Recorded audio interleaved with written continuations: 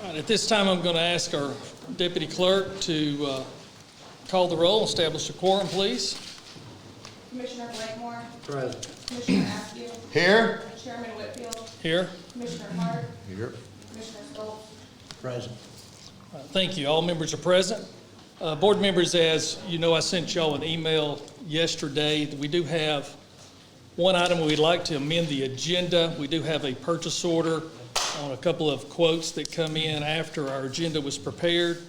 So right under our tourism product promotion development agreement, if you'll add in purchase order 2024-2733 for Topo Industries in the amount of $40,000, and we will discuss that at that time. We would like to add that to the agenda so we can get that work done before bad weather. Is any other modifications to our agenda? No, sir. Hearing none, do we have the motion to approve the agenda with the one modification? So moved. I have a motion by Commissioner Hart. Do we have a second? Second. We have a second by Commissioner Askew. Any further discussion of the board? Hearing none, all in favor say aye. Aye. Any opposed? Hearing none. All right, you do have in the packet the minutes from our last meeting back on August 22nd, 2024 here in this building. The clerk has prepared our minutes. Is there any concerns or issues or corrections from the board on the minutes? No, sir. All right, hearing none, do we have a motion to approve the minutes as presented by the clerk? Motion to approve. I have a motion by Commissioner Stoltz. Do we have a second? Second. I have a second by Commissioner McLemore. Any further discussion? Hearing none, all in favor of approving the minutes, say aye. Aye. Any opposed? Hearing none, the minutes are approved as presented.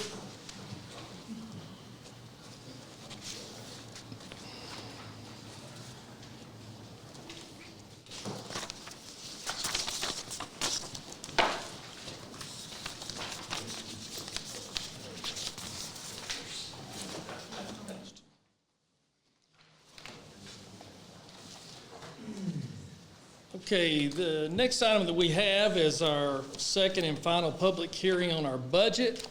The budget is available out there on the table. It also has been on our website for a couple of weeks or better.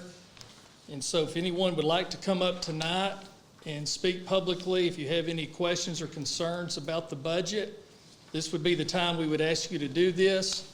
We will have other time here coming up next for any other public comment or concerns, but at this time, this is just focusing only on the budget. So if there's any concerns or issues or questions on the budget, now would be the time. Okay, yes, ma'am, come on up, and once you come up, we'll give you 5 minutes and ask you to give your name, please. Melissa Holsey. I have a question regarding the hotel motel tax. So the money that is collected from the VRBOs and the Airbnbs and other short-term rentals, putting McLemore aside, just that, is there a place where it is specifically defined how that money is to be broken out? Is that what was in the 2018 ordinance where it said 37.5% goes to general fund, and the remaining 62 point whatever goes to marketing? Yes, that is correct. So anything excluding McLemore is broken out that way, and that follows the state statute for that full 8%. Okay, and then on the budget, I'm looking at expense item, it's page 19 of 31. So that's in the Enterprise and Special Revenue Fund that starts out with Correct, water, Robert. yes, You said yes. page 19, I believe you said? Yes, page 19 out of 31. Okay, thank you. 7540 tourism, line item 523300.90, advertising other, and it looks like there's an expense of $700,000. Could you explain what that expense is for? Yeah, so you see there in the prior budget, it was $169,200. And so that would include what we're collecting for the current short-term rentals, but that also includes a projection of what would be collected from McLemore. Okay, but if the issue before us goes through tonight, then that would be not refunded, but diverted to a third party Yes. to be, and that's what that money represents right there. Okay, that's my only question. Thank Okay, you. Good question. Anyone else have any questions, comments on our budget? Okay, we'll move forward on our agenda. Okay, the next item is our public comments, but as we enter into this time, I do have something here I'd like to read to everyone. As the chairman of the Board of Commissioners, I've been tasked with addressing the issue of public meeting decorum tonight. We reside in the greatest nation in the world, and we have the privilege of raising our families in one of Georgia's most desirable communities. As citizens, we have the right and obligation to actively participate in our local government. Public meetings serve as a critical platform for us to voice our concerns, share our ideas, and engage in a constructive dialogue. However, it is imperative that we conduct ourselves with respect and civility during these gatherings. Disruptive behavior, personal attacks, pounding on the podium, and vulgar language have no place in our public meetings. Not only do they impede the commissioners' abilities to conduct business effectively, but they also create an atmosphere of hostility and intimidation that discourages other citizens from participating. It is essential to recognize that we all share a common goal: to improve our community and to make it a better place for everyone. While we may hold differences in opinions, it is critical that we express them respectfully and constructively. I urge all citizens to be mindful of their behavior, and when attending these public meetings, let's strive to create a positive and productive environment where everyone feels welcomed, respected, and heard. The board desires that Walker County be known throughout the region as a community that can assemble and engage in a meaningful public discussion professionally. To ensure that everyone has the opportunity to address the Board of Commissioners, we offer each person up to 5 minutes of speaking time. We kindly request that you focus your remarks on issues, concerns, or ideas directly related to Walker County. While we recognize the importance of national and global issues, our primary responsibility is to address matters within our jurisdiction. Thank you for your attention and cooperation. Together, let us foster a respectful and productive public meeting environment that encourages active participation and positive outcomes for our community. Thank you. At this time, if you would like to come up, again, we'll give 5 minutes.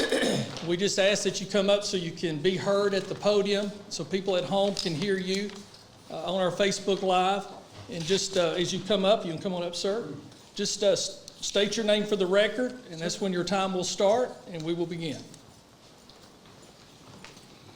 My name is Tim Bennett. Esteemed board members, I would like to address you about an issue that has been going on in this county for quite some time. On the door of the south entrance to the Walker County Courthouse is a sign which lists numerous items which are forbidden to be brought into the courthouse building. This particular sign was replaced in August of 2023, so I don't know how long it's been there. This sign was purchased by the county at a cost of $47.98. The sign is deceptive and misleading on its face and in part unconstitutional. The sign lists a Georgia statute stating that it is illegal to bring weapons, cameras, cell phones, and recording devices into the courthouse building. The statute cited on the door is OCGA 16-11-126. Strangely enough, the words court, courthouse, cell phone, camera, or recording device is not mentioned in that statute at all. Not even once. The words courthouse is mentioned in OCGA 16-11-127. However, there's no reference to cameras, cell phones, recording devices, or anything relating to it. Inside the courthouse, the guards will tell you that the admonishment for bringing in cell phones, cameras, and recording devices is a judicial order given by the Chief Superior Court judge, but no one knows where a copy of this order is. And the reason it can't be found is most likely it doesn't exist. I would hope that none of the Superior Court judges are ignorant enough to sign an order which is contrary to the Constitution. The prohibition of cell phones, cameras, and recording equipment is capricious in nature, arbitrary in application, and discriminatory in execution. All the employees of the building are permitted to bring in their cell phones, as are all attorneys and their staff. If cell phones are forbidden from the building, they should be forbidden for everyone, not just the unwashed masses. The truth of the matter, the prohibition of cell phones, cameras, and recording devices is part and parcel of the Sheriff's Comprehensive Safety Plan, as authorized under OCGA 151610A10 and USCR 45A. The plan is funded by Walker County and executed by the Sheriff's Department. The plan is restricted from being seen by a public records request. However, it must be made available for you council members should you request it. As the plan is currently implemented, it violates the First Amendment of the United States Constitution and Section 1, Paragraph 5 of the Constitution of the State of Georgia. As a refresher, the First Amendment reads, Congress shall make no law respecting an establishment of religion or the free exercise thereof, or abridging the freedom of speech or of the press, or of the right of the people to peaceably assemble and to petition the government for redress of grievances. And the Georgia Constitution, under paragraph 5, says, no law shall be passed to curtail the freedom of speech or of press. Every person may speak, write, and publish sentiments on all subjects, but shall be subject to the abuse of that liberty, shall be responsible for abuse of that liberty. And under paragraph 7 of the Georgia Constitution, it says all citizens of the United States resident in this state are hereby declared citizens of this state, and it shall be the duty of the General Assembly to enact laws as will protect them in the full enjoyment of the rights, privileges, and immunities due to such citizenship. Now, the courthouse is a mixed-use building containing the offices of the county clerk and the superior clerks, among others. The Supreme Court has established that it is the right of every citizen to record their public officials in the commission of their public duties as a means for documentation, transparency, and accountability. And under Smith v.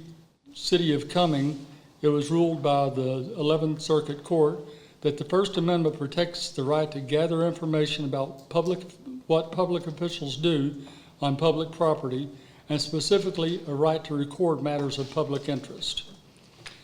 And the Supreme Court of Georgia has adopted the Uniform Superior Court Rule 22 regarding recording devices in courtrooms and adjacent spaces. However, nowhere in Rule 22 does it require the encompassing the entire courthouse building. Rule 22 only applies to courtrooms, not courthouses. And by obeying this unconstitutional judicial order or misleading Georgia statute, the court guards or officers whom are employed by Walker County Sheriff's Department become criminally liable. 18 U.S.C. 242 makes deprivation of constitutionally guaranteed rights under the color of law a federal misdemeanor. The conspiracy of two or more people to deprive rights under color of law automatically changes it to a felony under 18 U.S.C. 241. It also opens up all parties involved, which includes the county itself, to an 18 U.S.C. 1983 federal civil lawsuit in which none of the parties involved would be granted qualified immunity. Further, the sworn public officers are in violation of OCGA 1610-1, violation of oath by a public official. Excuse me, sir, let me interrupt you. Unfortunately, your time has expired. I'll let you go over some. Okay. If you would like to provide that document to Actually, the county attorney or could send it to us either way. help? It is currently in your USPS mailbox. Okay, thank you, sir, very much. We'll have our county attorney look into those concerns that you Thank raised you for the tonight. information. Yes, sir. Thank Thank you you. for the extra time. Sure, very good. Just Thank you. can't read as fast as I used I to. understand, not a problem. Yes, sir. Okay, yes, anyone else like to speak tonight? Yes, sir, Mr. Pope.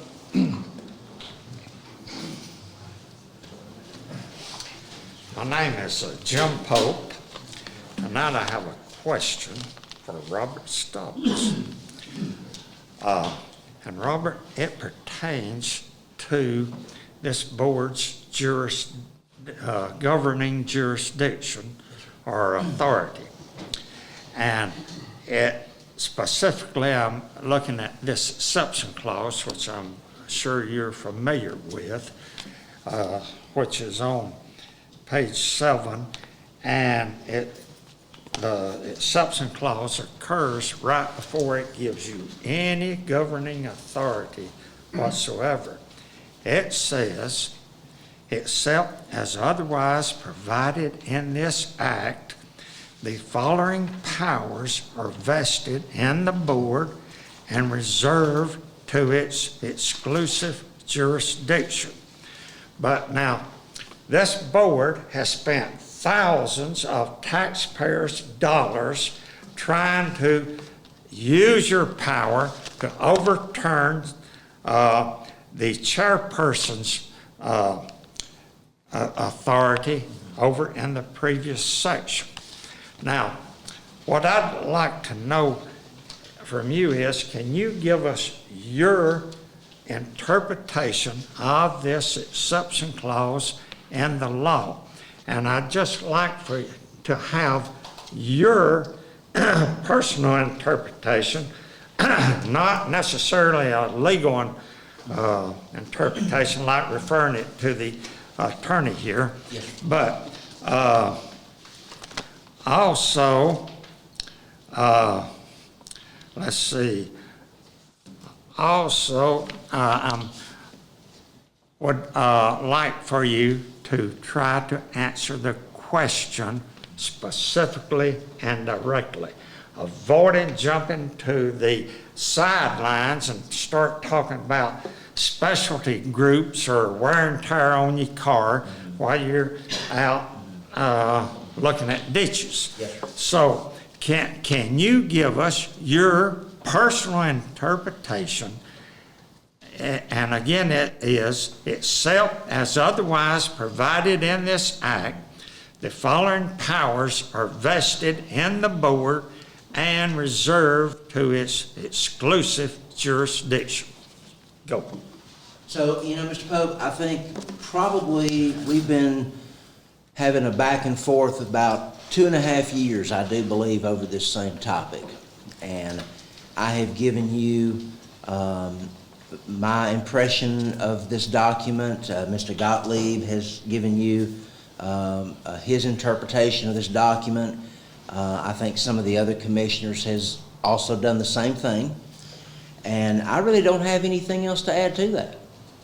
Okay, you don't have an interpretation of this No, sir. clause you can give would, us? I would refer you back to the minutes where I've previously spoken on this same topic, and I don't have anything else to add. Well, you spoke on a similar Yes, sir. topic, but then you jumped to the sidelines when I asked you, talking about specialty groups. Yes, sir. And wear and tear on your car. Yes, sir. But, so you just can't give us a interpretation, your interpretation. I don't have anything else to add to what I've Okay. previously said. Well, I guess is it fair to say, for the record, you're just not giving an answer here?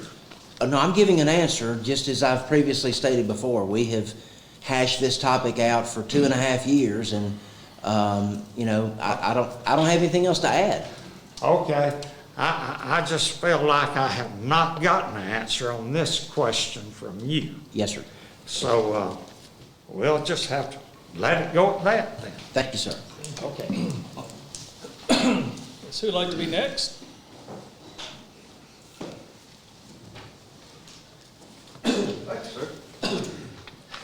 Jamie Halsey. I'm here to address the board and also the public on items related to Walker County. Two items on the agenda I have is the agreement with Scenic Land Company for Cloudland at McLemore project, and the other is tourism product promotion and development agreement. Both documents refer back to an MOU on or about May 10th, 2017. It would be nice if a copy of this document was provided for public review, and as documents should be provided by the Friday prior to the week of the meeting. Absent this document, the public has no proof as to what is contained within that document. This MOU should also be provided, as I said, as based on open records and prior to a decision so the public can review. Here's what we do have, though. I'll begin with a brief explanation of those that do not know how the state regulation hotel motel tax works. Walker County has been given the authority by the state to charge an 8% hotel motel tax within the county. This 8% is divided into restricted and unrestricted funds. Unrestricted funds are allowed to go into our general fund to offset county expenditures. Restricted funds must be used for tourism and promotion in the county. On this chart, using numbers obtained from Scenic Land Company, McLemore, the annual revenue from the unrestricted fund is approximately $900,000 annually. To be clear, the state of Georgia allows Walker County to keep 37.5% of the revenue generated by hotel motel tax and use it for county expenses to help keep property taxes low, pave roads, improve water system, even fire services fees. I mean, no discretion on those unrestricted funds. On February 22nd, 2018, Walker County passed Resolution R-004-18. I'm not going to ask y'all know that. This resolution clearly states, be it further resolved that pursuant to OCGA 48-13-51B2, an amount equal to 3% of the tax rate imposed shall be expended by Walker County for non-restricted purposes. Also in 2008, Mr. Whitfield was quoted in several news articles regarding the new 8% hotel tax. You can be the judge as to the intent of what he said. February 23rd, 2018, Chattanooga Times Free Press. The county will charge 8% of a room's rate. Whitfield hopes to charge a serious stream of revenue with the construction of McLemore. Quote, Whitfield will have to account for money coming from the tax. He has to spend 2/3 of the revenue to promote tourism in the county. The rest of the money goes to the general fund. On March 27th, 2019, in the same paper, Whitfield said he would create an 8% hotel tax. He told residents that visitors, particularly the type who book rooms in these fancy hotels, would supplement the local government. It sure sounds to me like Mr. Whitfield's intent with his hotel tax was to generate unrestricted revenue for Walker County, as the ordinance that was passed in February of 2018 stated. I would also like to add my concerns of personal gain with Mr. Whitfield and McLemore Resort. I attended the ribbon cutting for the McLemore or the Hilton Hotel in May or spring of this year and spoke to Mr. Whitfield. I informed him I was a social member at McLemore. He replied that he was not a member, but he had access to everything up here. Surprising. In his speech at the ribbon cutting, he made a comment that of maybe having an office in that hotel. Mr. Whitfield was the only candidate that McLemore extended the use of their newsletter to inform members of McLemore of his candidacy and fundraiser. As a member of McLemore, I requested the same thing. I ran for District 4 Commissioner. Well, lo and behold, McLemore said it was against their policy to send invites to all the members, and all I wanted was a meet and greet. You know, I hope all these things are disclosed as in-kind contributions to Shannon Whitfield and to the benefit of Shannon on campaigning, as well as your access to everything that we pay good money for to have access ourselves. So there's a lot of value in that. In conclusion, I respectfully ask that both these documents are not approved, a better, more transparent agreement be reached for the citizens of Walker County, particularly when we have new leadership coming in, until we can evaluate the benefits as you're leaving before this decision is made. Thank you. Who else would like to speak? Yes, sir. In the hat. Come on up, sir. Yes, you in the hat. Oh, I'm sorry. Was you going to? Yeah. I'm so sorry. I am so sorry. I didn't realize I thought Yeah, you were we just oh, traded places, I'm sorry. Okay, I'm sorry. Please state your name. Melissa Halsey. To continue with what my husband said, I would like to illustrate what is being proposed this evening as opposed to what I just held up, which is what the state allows. What is being proposed this evening is 56.25% going to operating programs, which is about $1.3.5 million annually to the benefit of McLemore.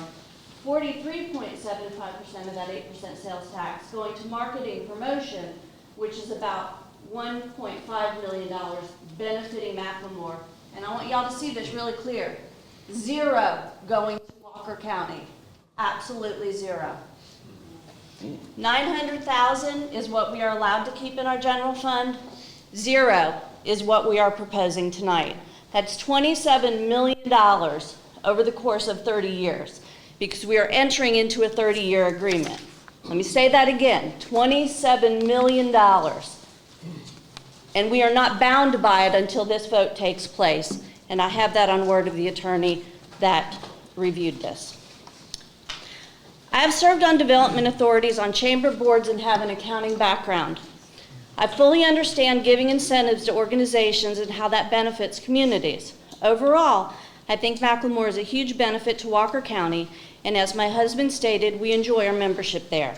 That being said, I do not believe in one-sided agreements.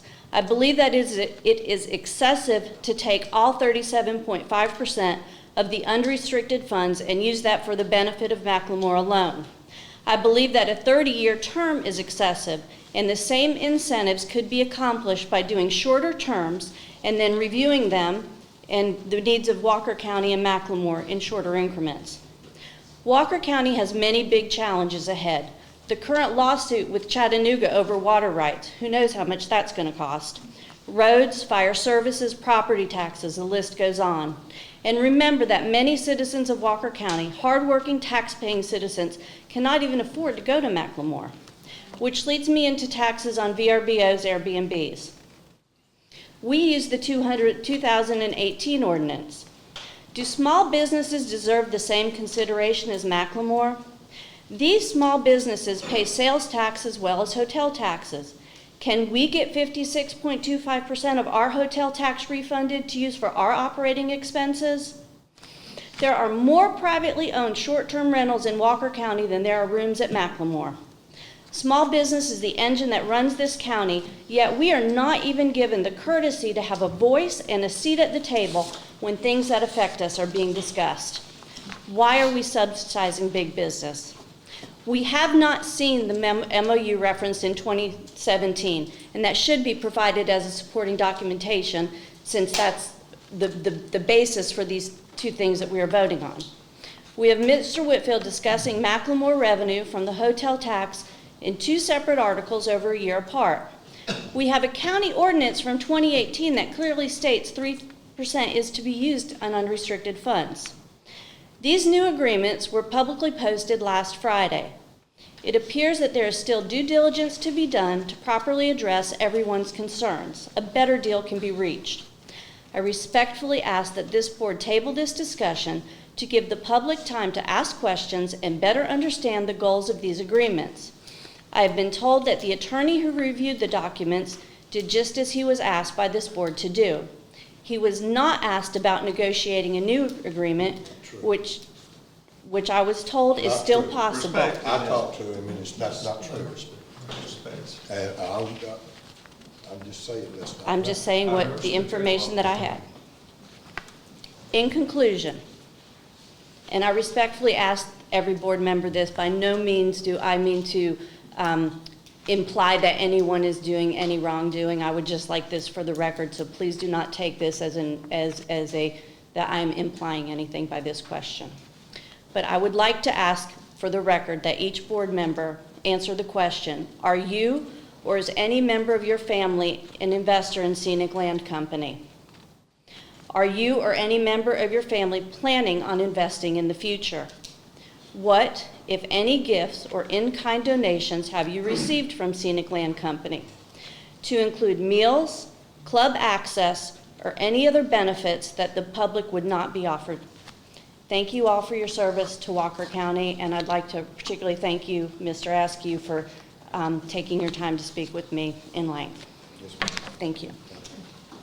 Anyone else like to speak? Yes, sir. I'm sorry. Yes.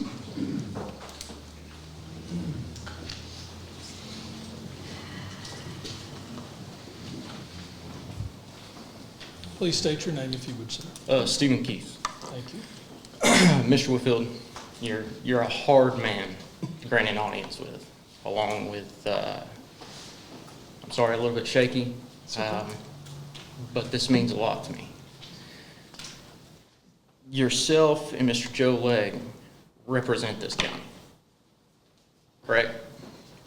I'm the elected and Joe's a staff member. But you represent us. You represent all of these people sitting out here.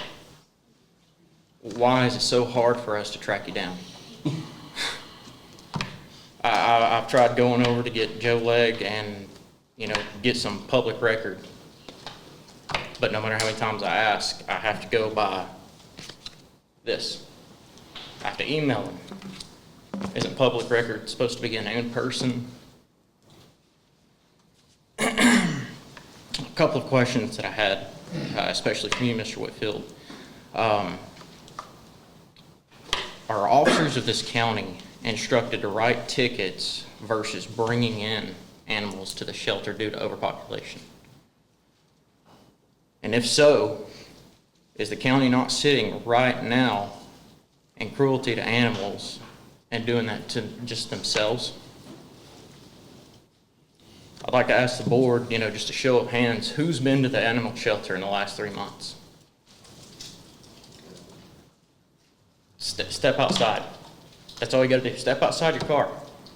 It stinks. And for a veteran like myself, wanting to adopt, that's not something I wanna come up to.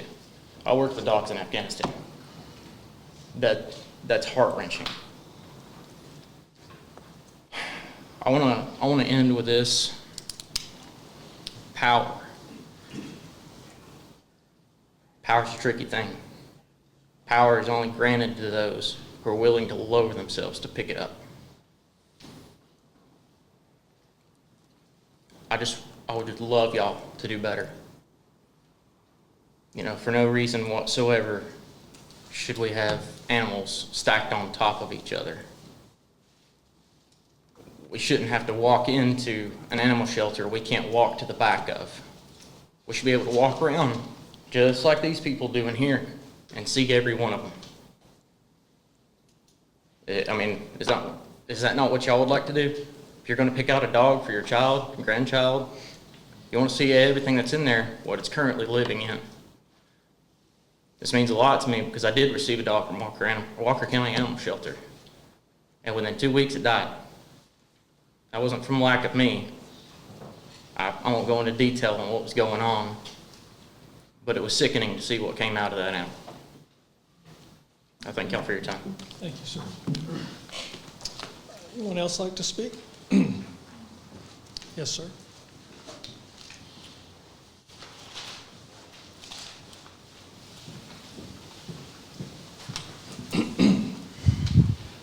Good afternoon, good evening. Please speak your name. Frankie Martinez. I am a local home builder. My office is here in Walker County. I was born and raised in Walker. I actually don't live in Walker County. I live in our county next door, but my parents live here, my business is here, our office is here, and my business partner lives in Walker County. I have just recently, within the last few years, we moved our business over here and have tried our best to do what we can to better at least the living situation for people in this county. We own a number of rental property here, and we fixed a number of houses as well as build new ones.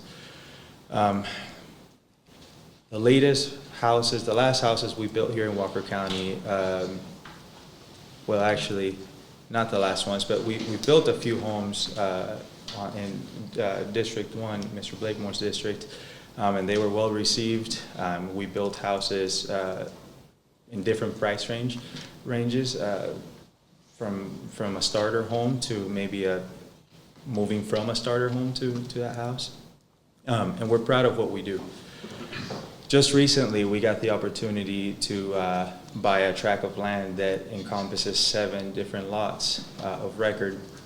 And across the street from those lots are another additional 7 lots. So it's 14 lots in total. However, in that whole county road that there are 14 lots, there's only one house that people are living in. And quite frankly, I don't know that people should be living in it. But the reason that no one else can live there is just the state of the road. This is Anglin Road. I don't know if that rings a bell or not, but it's the worst road you've ever seen. In fact, I didn't, for a while, I didn't think it was a county road. It's Angland, A-N-G-L-A-N-D. Okay, anyway, so we would like to be able to build in those, in those lots, have the opportunity to buy them. I've done some research, and in property taxes alone, we would be bringing, with a small starter home that many people could afford, we would be bringing in about $40,000 a year, just in property taxes. Now, the house I built across the street from Anglin was bought by a person that came from outside of Walker County. And behind that, I built 2 homes that were bought, at least one of them from a family that was moving in from from Chattanooga. So not only are those people, and the other family, I'm not sure where they moved from, but not only would these be generating, real estate property income, but they'd also be generating sales tax and every other kind of income that we get from people moving into the county. So my question to you today, and I know that we're getting ready to vote on a new budget, is what would it take, and would it be possible for us to get that road where it's at least traversable? Yeah, we'll look into that and see. I've not been personally down that road, but we'll check into that. And how long does that process typically take? Because I understand that the county has funds for fixing a pothole and things like that. This is not a pothole issue. This is just like, it's been gone for so long that it's just completely washed out. So again, the reason I'm asking how long does something like this typically take is because this is an opportunity that we have to be able to build in the county, but the sellers are also kind of time bound. And so it's an opportunity that will most likely not present itself to the county anytime soon. No one would be able to build there if that road is not passable. Okay. There's people here from our Public Works Department, because I know we're about out of time. Mm-hmm. If you want to hang around after the meeting, they can talk to you more in detail and discuss that with you and give you some more information. Okay. All right, thank you, sir. Anyone else like to speak? Yes, sir, here on the front. My wife told me to be nice and keep my wits about me. Please state your name, please. My name is Frederick Ufford. And speaking of being nice, if I ever make a disparaging statement about our president, she gives me the look, and she says, everybody knows for a long time that he has problems. He has the hardest job in the world, and it's not a Christian attitude to make fun of him. So I'm going to try to be nice. You ever notice how we don't come out and come to these things unless we get a gripe and we want to complain? So there's one thing that I do not want to be remembered for by my children and grandchildren, is being a grumpy, gripey, cantankerous old man. So I want to make, and this isn't what my complaint is about. I do have a complaint, I'll get to it. I guess you would call it a complaint. But I want to thank Shannon Whitfield for his service to this county. We all have our shortcomings, although there's nothing too short about Shannon Whitfield. And, how shallow are our loyalties and how short are our memories. When Shannon Whitfield took the helms of this county, we were in the throes of the hospital fiasco and other harebrained ideas that put us on the brink of bankruptcy in this county. Y'all remember that? Wasn't that long ago. And thank you, Shannon Whitfield, for saving Walker County. Now, here's my gripe. My complaint is about the harebrained idea of the Trail to Nowhere project from Chickamauga Park to Chickamauga. My wife and I, we do walking and hiking around in the area, and a while back we observed these sidewalks that were built, and the sidewalks just ended, and we couldn't figure it out. We called them the sidewalk to nowhere. We've seen 2 people on those sidewalks in the last 3 years, and then we found out they're going to build $1 million trail, and where's it going to go? Down Osborne Road, behind Osborne School, under the bypass, where we've seen signs of homelessness or drug use there, and it comes out on a trail in Chickamauga Park. If I'm right, and if I understand it correctly, it comes out on Wilder Road on a little leg, a little spur off of there, and then it comes on the spur under the culvert. And we've seen one bicycle come down Wilder Road, one bicycle. If you walk and hike in the park, you know that is not where people walk and bicycle. I don't know how they intend to try to get people to Chickamauga through that, but it's just, I think it's politicians got this wonderful idea and they want to, brag about what they've done and how they've done these wonderful things and spend our good tax dollar, but that's my gripe. So I just want to close with this. It's an old football cheer from back in the day. Go, fight, win. Go vote. Fight for the liberties of our family and future. And in the end, the only ones that win are those that have surrendered their lives and will completely to Jesus Christ. Thank you, sir.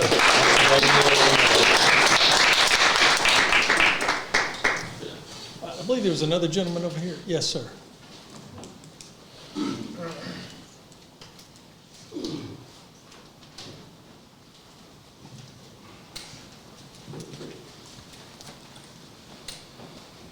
Not going to tap. Okay, thank you for that. Jay Tankersley.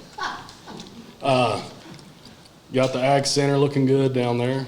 We're going to have the Ag Day this weekend, so that's good. I guess I'm up here for the McLemore agreements. I have read these agreements and memorandums of understanding, and I've read the tourist production agreement, the funding agreement, the agreement which McLemore posts on their website, which states, Walker County's approved 8%.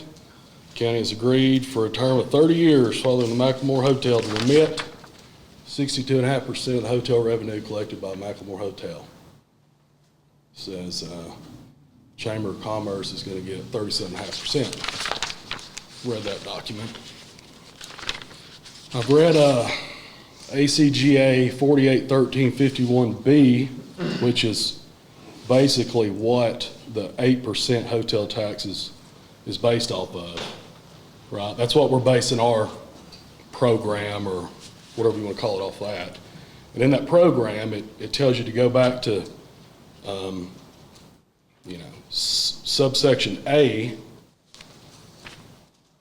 to review those, and that talks about how the county can levy for their tax of 3%, which that 3% equates to 37.5% of the 8% that could go back in the general fund. I do understand that the hotel is a huge operation up there, and they probably do need some help getting going, starting up, funding cost, marketing cost. I don't want to throw the guys out to the wolves, but for us to sign a 30-year agreement to give up our 3%, 37.5%, I think, my opinion is that would be selling the county taxpayers down the river, my children and my grandchildren. 30 years is a long time, and a lot can change in 30 years. So I just respectfully ask you guys to, table it, maybe talk about a 3 or 5 year agreement, and if things are great and hunky-dory, then, renew the agreement. But a 30-year agreement on something that large, a dollar amount, I don't think that's a great idea. So that's all I've got. Thank you.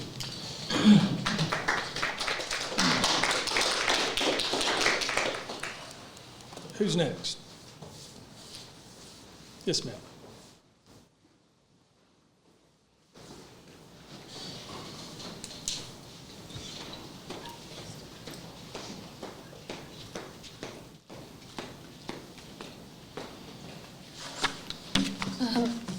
My name is Jennifer Hayes.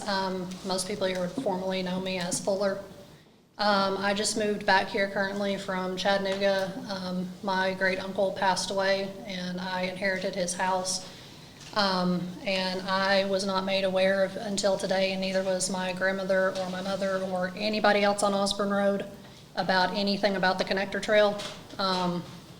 And everybody on Oakwood Terrace as well as Osborne Road right now is currently wondering, one, where on Oakwood Terrace is that gonna come from? Because you've got a federal floodway, federal plain right there.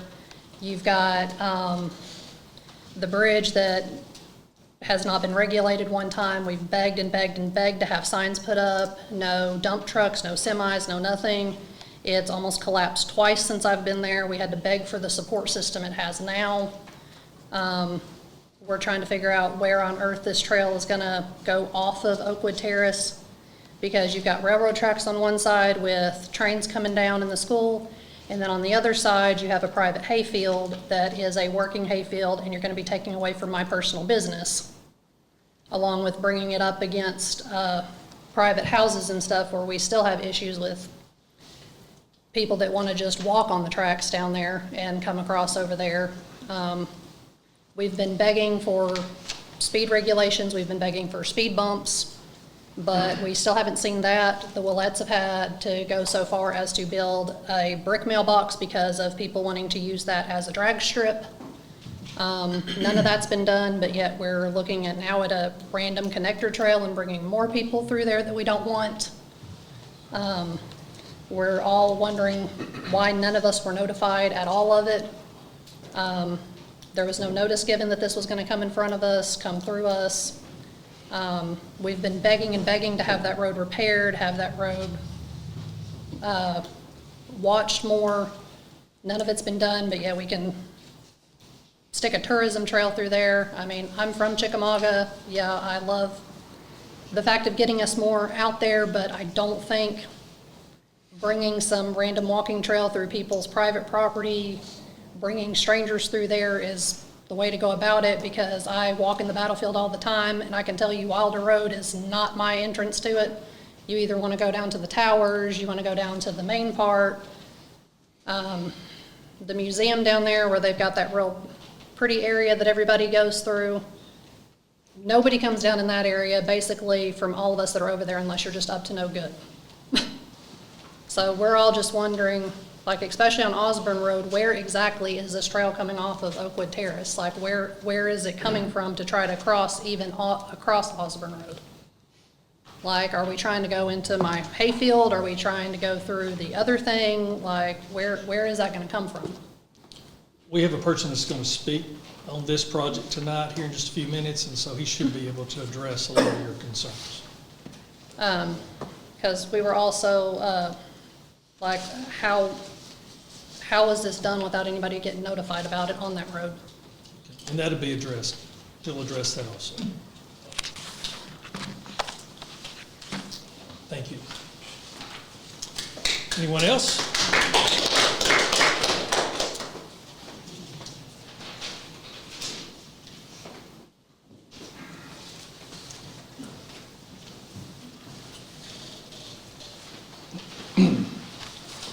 Robbie Tate, and so after hearing Ms. Halsey's comments and the other gentleman who spoke, I just want to speak about the McLemore agreement. I think that 30 years is way too far down the road for us to be entering into an agreement like that and tying up that much money.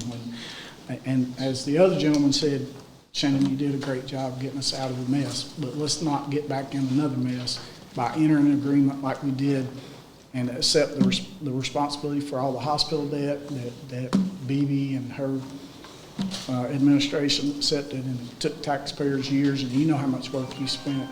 And, you know, if we made a, whatever y'all passed, Mr. Halsey named it, but if we had an agreement that we were gonna spend the 37 point whatever % for going to the general fund, then we need to abide by that, because we're changing horses midstream. We said we were going to do it this way. Now, 4 years down the road, and we want to change it so that they're getting 100% back, and I just don't think that's a wise decision. I also wanted to ask about a follow-up on my road. At the meeting on the 8th, Mr. Gottlieb indicated that he had spoke to the city's attorney and that the city manager was out of the office, but they were going to address how we were going to fix Foster Mill Drive. The contractors, are ultimately responsible, and that's between the city and the contractor. However, they did come out, delineate some areas that I think they know has to be more than just resurfacing. They did that, but no other action's been taken. It's September. It's going to be getting cold. We're going to quit paving pretty soon because we all know you can't pave. So I'd like to know, it's supposed to be done this year. Do we have an update on the time frame for that? Mr. Gottlieb? I would need to discuss this with Carlin Bowers. Carlin, are you here tonight? Okay. Carlin is our Public Works Director, and he's oversees roads. He did have a meeting with C.W. Matthews and the city manager, David Hamilton, and there have been discussions. I also followed up with the city attorney, and he has, I believe where we're at on that is that they're completing the airport project, and there's no way to know until the airport project is completed in terms of final damage to the road and what would be appropriate. So it appears all the action. heavy work, all the hauling and stuff was in the beginning. And I went by there today, and there's virtually no work being done down there. They do still have the signs up saying that it's a haul road and that sort of thing. But if we're past all the hauling in and hauling out, then, why can't we address that issue? There were no workers. I didn't see any work going on when I was there. And it's been that way for some time. When they were hauling, I knew it because it was going on night and day. Well, first of all, the issue is, in my opinion, an issue between the city, who contracted with C.W. Matthews, and it's my opinion that it's their responsibility, and we look to them to fix the road. I don't know, Mr. Bowers is not here tonight, in terms of, I know you said you went down the road and you don't see any heavy hauling, but I don't know what the status of the completion of the airport, if there's still, heavy equipment out there that is paving the runway or not. I would have to get with Mr. Bowers, who's almost always here, but something must have come up. Real quick, because you're taking a lot of my time with the Well, answer. you asked me. I understand, but sometimes you answer questions at the end, okay? So let me You wanted just, me to answer as you paused for an answer, so I was- okay. You've got the floor, finish up. Okay, let me finish real quick. So you said it's the city's responsibility. It's not the city's responsibility, it's the county's responsibility, and the county could go after the city and make them reimburse you back. Is that not right? That'd be a legal question there. It's the county's responsibility to fix the county's roads, not the city's. They may be contractually or legally liable for it, and you could sue them, but it'd be the county's responsibility to fix the road, not the city. Okay, your time has expired, sir. Thank you. Anyone else like to speak? I Okay, would, if I'm everybody else, I'll finish.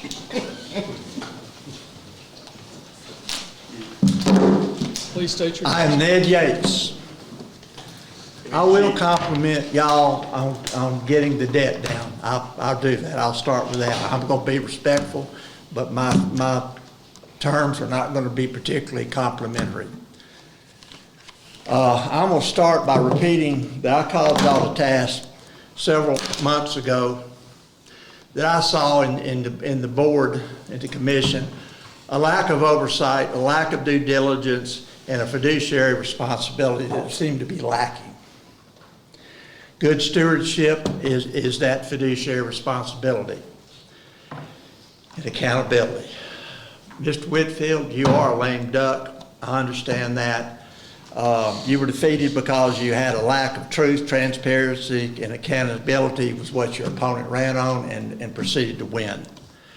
For 7 years, you've known about the contracts with McLemore's Code.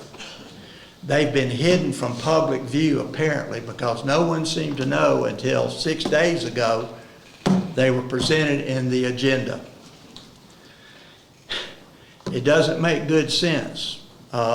As a lame duck chairman, you would do this at the end of your term. I spent at least 8 hours, maybe more, trying to understand the agreement. I may not be the sharpest tack in the box. Unlike my famous fraternity brother, Bobby Jones, who was a fraternity brother and fellow alumni that graduated from 4 years from Georgia Tech and the Emory Law School at the same time in 4 years. I'm not that smart. It took me 5 years to get out of school. It seems to me that you've spent 7 years working on this agreement, Mr. Whitfield. You've been through 3 election cycles. No one's ever said anything about this in those election cycles. I'm sorry, I shouldn't be tapping on the table. I said I wouldn't. All right, but that is a concern to me. Gentlemen, the 4 district members, representatives,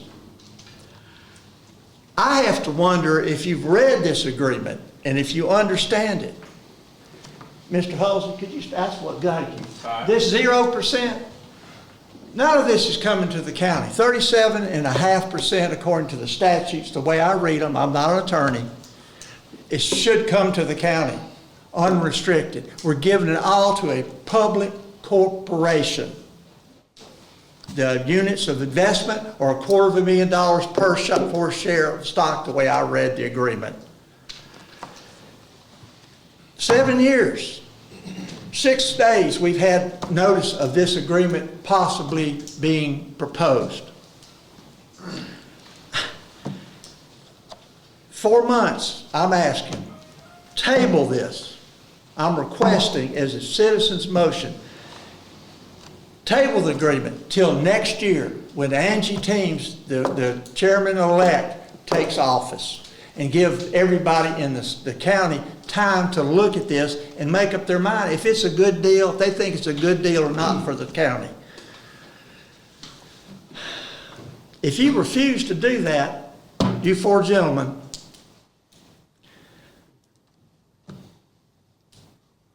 I may have misspoke by calling you gentlemen. Instead, you may be nefarious scallywags. I don't know. It has the appearance, there's a golden ticket somewhere. Why else would you approve of giving all the county's money, what was it? $1 million over 30 years, the way I figured roughly on the minimal, $500,000 a year. I can't help it. $500,000 a year you're giving beyond and above what to a private corporation. And that, it's a corporation.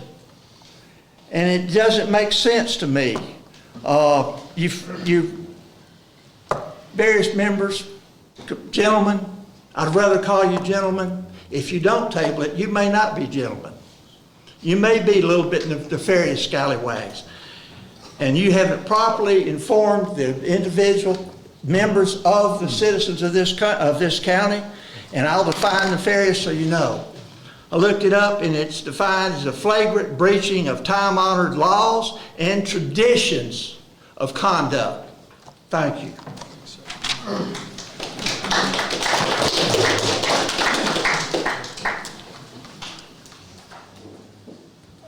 Anyone else? Yes, ma'am.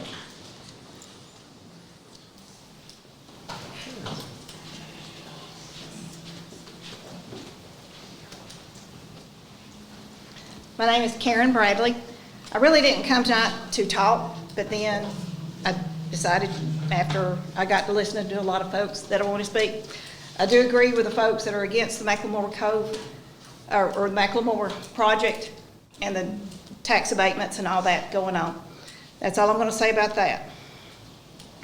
But I'm going back to another item that we had years ago. This is going to be touching still on those subjects. One of Chamberlain Road, Little John Road, and the damage to those roads that still have not been taken care of. My family is not the only family that drives livestock, pulls trailers with livestock in it, hauls, drives tractors or anything else. We have to pull over. As of this past year, my husband is in a wheelchair on a permanent basis now. We had to get a different vehicle so he could be able to go places. From 2009, September 27th for the date, the drain underneath that road on Little John got washed out. The county fixed it, but didn't fix it quite as well it should have been.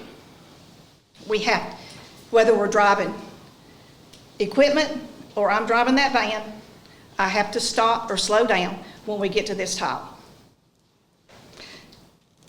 Since then, we've had 3 other floods that have washed out Little John Road. We still have to stop and let the oncoming traffic come by before we proceed, because there's sides of the roads that have been broken off at least 3 foot out into the road. And I have photos, I have videos and all that, if you ever want to look at it.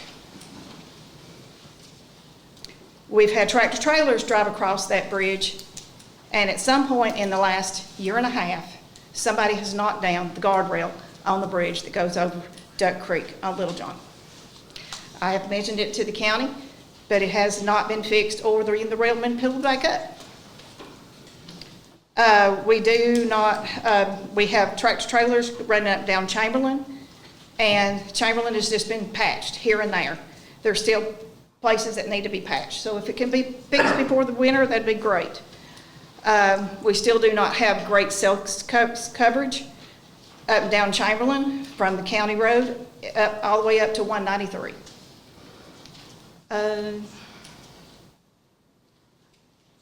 And due to certain circumstances, we have the representative that's coming in for District 4. I hope that District 4 supervisor, commissioner, decides to look into this. If not, I think whoever made those phone calls didn't make a bad choice. Thank you.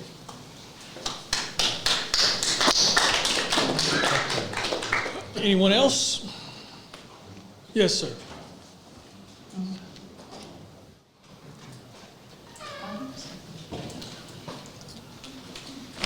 Gary Williams. I'm here to speak a little bit or ask questions mainly, and maybe I would really like to ask, once this fellow presents the deal about the connector trail, be able to ask questions. The very beginning of it, it says that this is agreement between the Walker County, Georgia, hereinafter referred to as the county, and the Trust for Public Land, a California nonprofit corporation, hereinafter referred to as a consultant.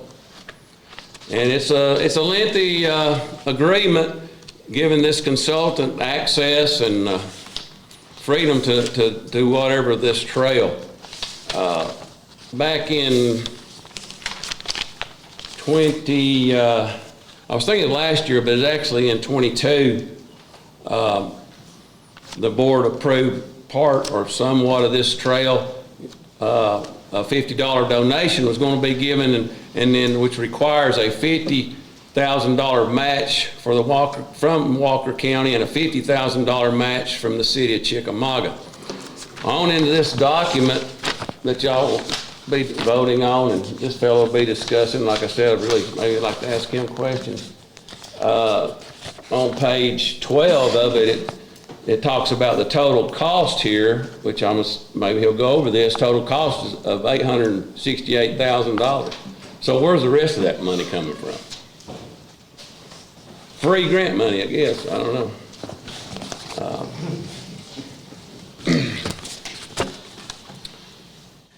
It talks about a pay rate schedule here of one person making $130 an hour, somebody else $190 an hour, and on page 13, $210.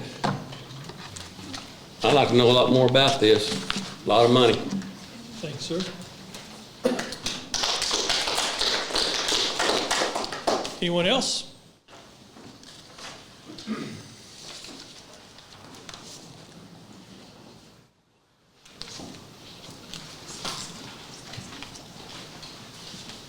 Kathy Eubanks. I'm just here to voice my concern about this McLemore situation, and I'm asking District 4 Commissioner, Mr. Schultz, please, to vote against it. Do they pay any property tax? Are they exempt from paying property tax at McLemore? I'll address this Okay. in a few minutes. I don't want to use your time. Okay, so they have a fire department that is a private fire department with just a chief, and supposedly has some volunteers. I was a volunteer in our county for probably 11 years, volunteer firefighter, EMT. And my concern is, since they have a private fire department, if the hotel catches on fire, how are they going to take care of it? Walker County will be called in as a mutual aid. So are they also paying any fire service fee? Or are they exempt from that too? And that's my concern. Thank you. But I would hope you would table it, please. Thank you.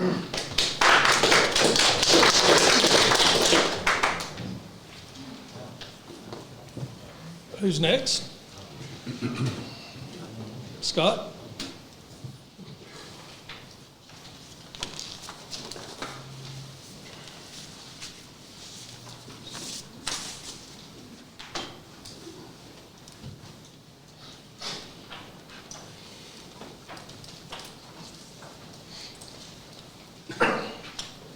Scott McNabb Show. Robert, I'd appreciate it if you'd really give some thought what we're fixing to do for 30 years on my end. I'm definitely very uneducated, but I've taken 2 days and started reading documents, and I still don't know, I don't understand it. But I had a gentleman today bring me a document that was highlighted, and I didn't know they made that many different colors. But it really impressed me when you started. You didn't have to go start throwing all these papers everywhere. You just kind of went through it. And so it made a lot of sense to me. I just can't see giving our money away. Maybe we can. But we still got some issues besides McLemore that I know has been brought to some folks' attention. And I still want some answers eventually from somebody. The Rossville issue, I don't know if everybody knows it, but that's some new developments in Rossville, which kind of changes the game field a little bit, the playing field. I've been kind of keeping up with the progress on the annex and different stuff, and I've got a big concern with the new concrete that's been poured on the north end. I brought that to people's attention, and I'm hoping it gets addressed because some serious liability there for county. But I guess, you know, there's been a lot of other stuff we've talked about in the last few months that has nothing to do with this McLemore. Like I said, I didn't know anything about it. I know it's been tabled several times. Mr. Askew tabled it maybe 3 months ago, 2 months ago at the time because he needed some more education. Well, at that time, I wish I'd have started educating myself because I'm telling you, the last 3 days I've read more than I've ever read in a long time. And I still don't have it all, but we're getting close. But there seems to be some if you really start looking at the documents, there's some subsections of subsections that are just, they're not there anymore. It's either a typo or whatever in the new document. So that's where I'm asking all of you to kind of look at it, because I started seeing a subsection A3 or B5, whatever, was supposed to be in this contract, and now it's not even there. So I just got concerns on that legal end, which I'm definitely not an attorney. But if y'all could keep me posted on some of this other stuff going on that I've asked, I sure would appreciate it. Thanks, sir.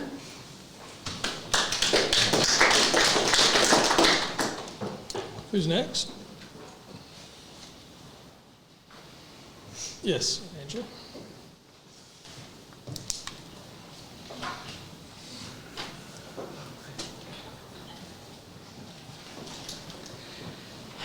My name's Angela Pence, and I've come to call you all nefarious scallywags.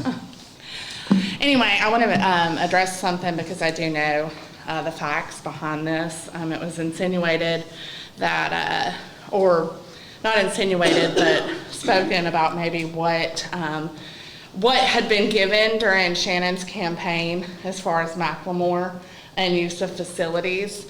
And I know for a fact that that was very much so paid for. It wasn't in kind or anything like that, and that can be found in his campaign finances. Now, that being said, I just want that to be clear, that as far as his campaign goes, that was not, it definitely was, and that's okay, but I do love you anyway. Oh, and I do think the world. But anyway, I do want to be clear about that because I know. Mark, I'm asking you to vote no on the McLemore. I do think it should be tabled. I think it should be tabled just on the fact that Angie is incoming. Now, I do want to say this too, that's just my personal opinion, but I also agree with everybody else that has come up and spoken about Shannon, because we were in a really bad place when he came in.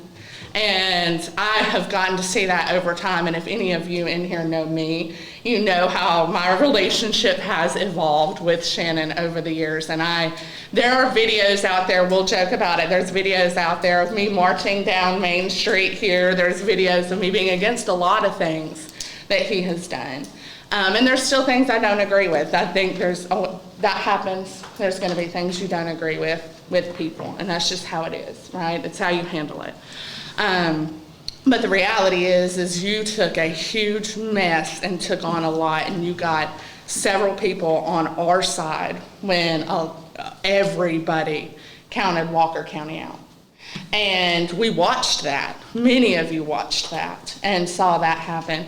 And I just want to personally thank you for the hard work and dedication that you have put into this county, the blood, sweat, tears, the getting hit after hit after hit, all the time. It is hard to sit up here and listen over and over and over again, people just bash you. And anybody in here who's run for political office or is involved in any kind of politics, you know exactly how much that sucks and how he has sat here and held his composure all the time through all of it. And I really commend you for that, and I look up to you for that. But again, like I said, on that particular thing, I ask you vote no, and I thank you for every single thing that you've done for this county. Thank you.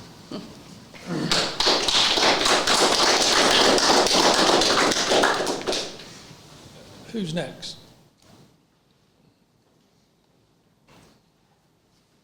Okay, thank you. We'll move forward on our agenda.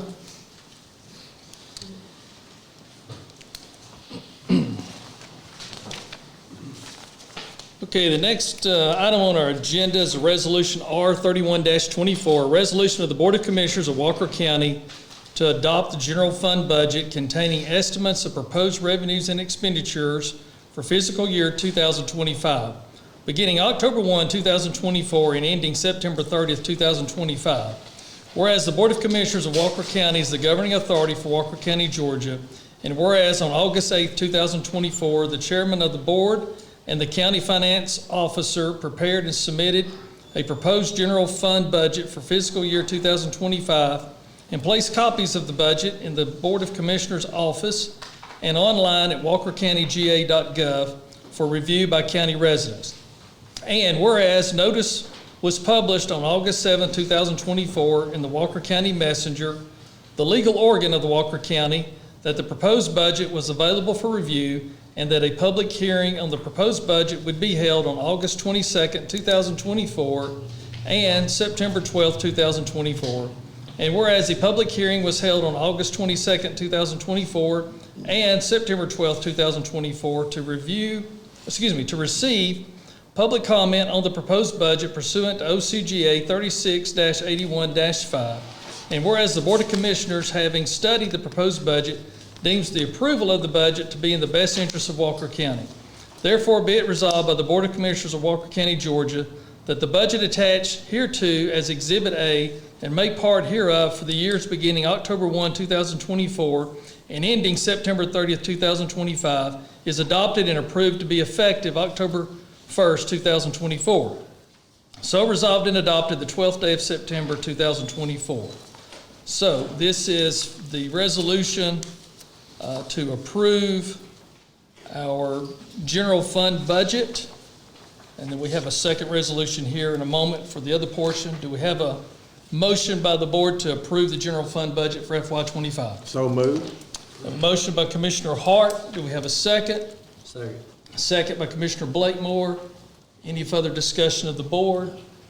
Hearing none, all in favor say aye. Aye. Any opposed? Hearing none, motion carries. The general fund budget is approved.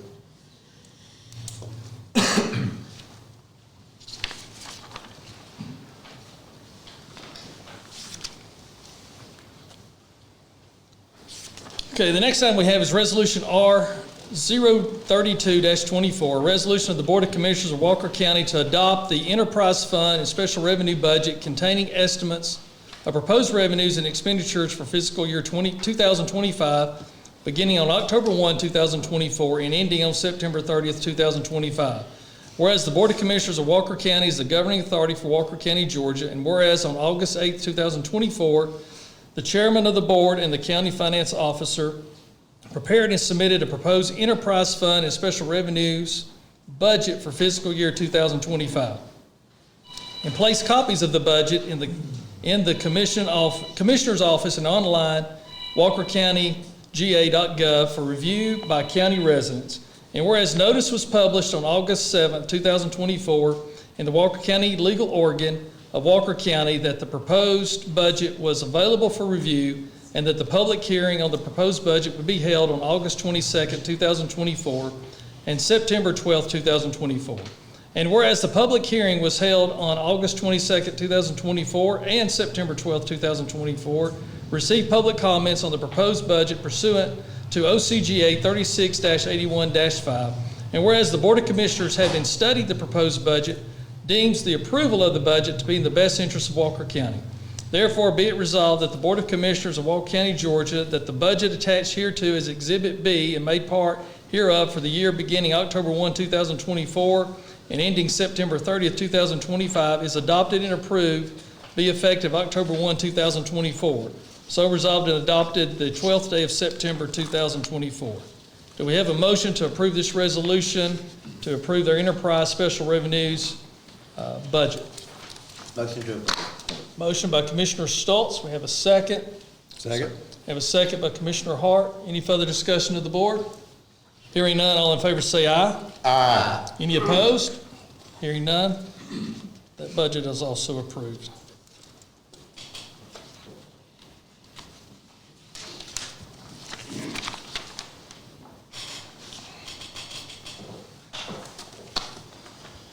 Okay, the next item we have is a resolution, and there's also an attachment of a resignation letter from our Chief of Police, Hal Gray. So I'll read the resolution. Resolution R-033-24, a resolution of the Board of Commissioners of Walker County to appoint a Chief of Walker County Police Force. Whereas the Board of Commissioners Board is the governing authority of Walker County, and whereas Chapter 2, Article 3, Division 3, Section 2-241 of the Code of Walker County established the Walker County Police Force to ensure the ordinances of Walker County, to enforce the ordinances of Walker County, and whereas OCGA 35-1-12 states any county, municipality, or other public subdivision of the state which has a law enforcement agency shall declare a chief of police or a law enforcement head for such law enforcement agencies who is required to be a certified peace officer pursuant to the provisions of Chapter 8 of this title, known as the Georgia Peace Officers Standard and Trainings Act. And whereas Chairman Whitfield submits the following appointment to serve as the Chief of the Walker County Police Force effective immediate, David Gilliland. Therefore, it be resolved by the Board of Commissioners of Walker County, Georgia, that the appointment of David Gilliland to serve as the Chief of Walker County Police is approved, so resolved and adopted the 12th day, 2024. So Mr. Gilliland is in the room with us tonight. If you'll raise your hand. He had to step out? Okay, he was here early, but he had to step out. Just for full disclosure, Chief Gilliland also serves as the Chief of Police for the town of Trine.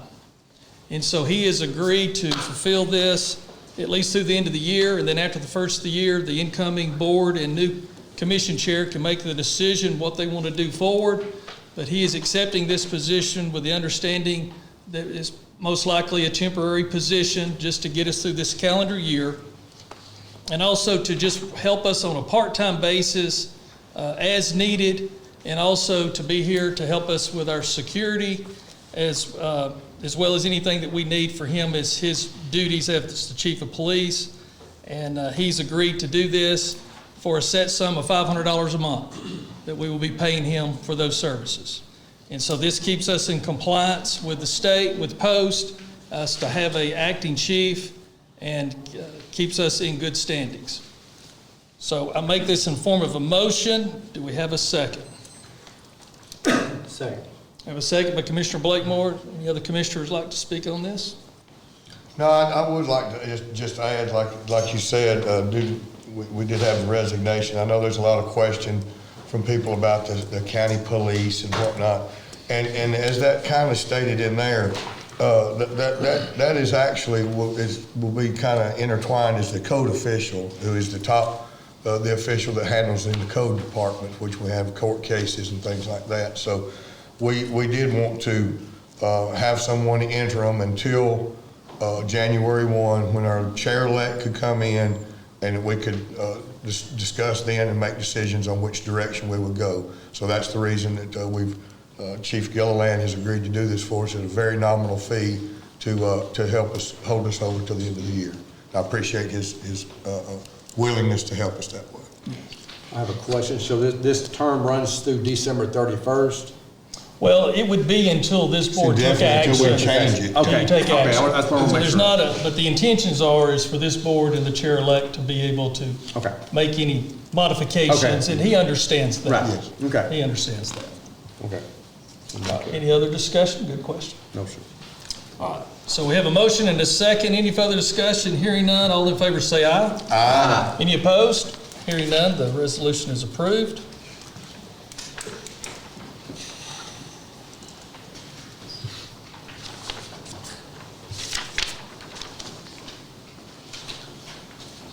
Okay, the next item we have is our Trail Development Agreement Grant and Temporary Access for Construction Easement for the Chickamauga Battlefield Connector. So let me introduce Noel Durant. Please come forward, and appreciate you being here today, Noel. And Noel's also a Walker County citizen, lives up on Lookout Mountain in Walker County, even though the corporation says California.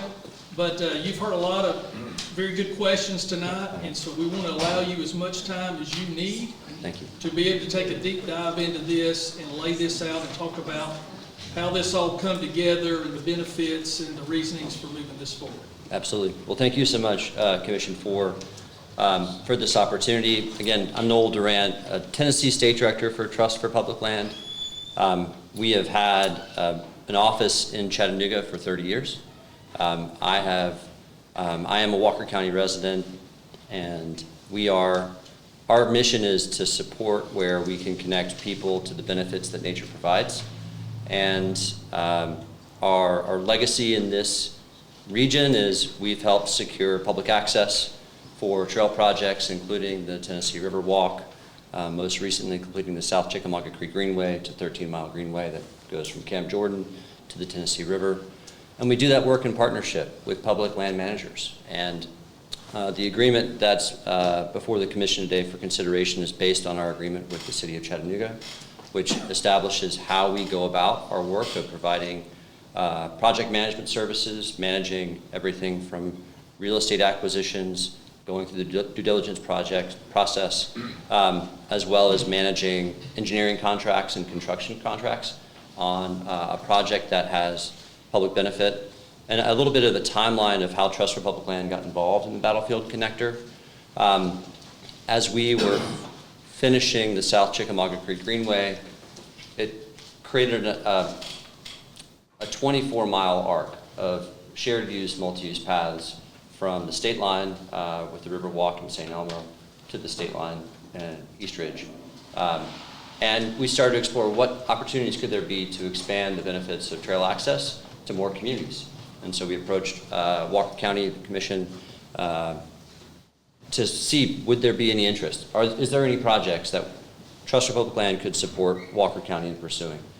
At the same time, we, as a private charitable nonprofit, we worked with private philanthropies, and we knew that there had been some philanthropic funds dedicated to the Battlefield Connector years ago that were under risk of expiring. And our private philanthropic partner said, Trust for Public Land, if you are interested, we'd like to have you explore a partnership with Walker County and the City of Chickamauga to explore the Battlefield Connector to complete this project that has a very vital missing portion in the middle.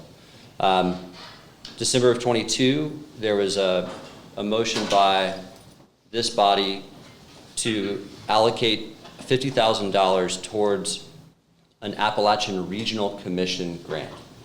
So that is a grant that's a one-to-one match, up actually to a $1 million local match, $1 million of Appalachian Regional Commission funding. Those grants, area development grants, are focused on economic development. And trail projects have been proven across the Appalachian region to be great tools for developing recreational economies where communities can benefit from tourist visitation where it's responsibly managed. And so since Walker County committed that $50,000, City of Chickamauga committed $50,000, we have been steadily raising private funds to meet that match threshold, which is roughly about $368,000, somewhere around there, of private philanthropy that we are raising. And then that money is being matched with federal dollars through the Appalachian Regional Commission.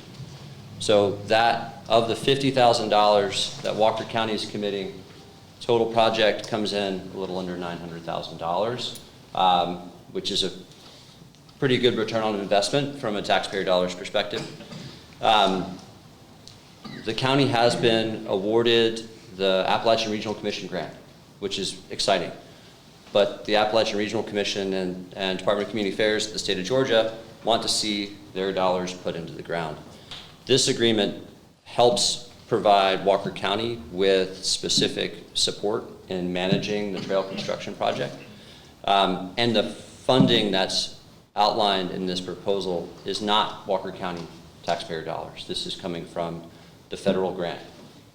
So that's the intent, is we would be using not new taxpayer dollars. This would be federal funding that's supporting the project management. It involves the grant administration line item that's included in the ARC fund, as well as the bid set and construction administration line items in the grant proposal. I also want to address where the trail's going to go, because that's it's an important question. Actually, one of the first questions we asked is, we'd heard that in the past the trail had been discussed being routed along the railroad right-of-way. And in my first visit down to see the space, talk with adjoining landowners, we learned really quickly that was not going to work. And so we started exploring, could you fit the Battlefield connector within the road right-of-way? So it would not require any private property to build that trail connection. And there also are some benefits for including. Which side of the road? This would be on the east side of Is that the tracks Osborne or Road. the hayfield? This would be on the railroad tracks. So it's within the county right-of-way that's adjacent to the railroad right-of-way.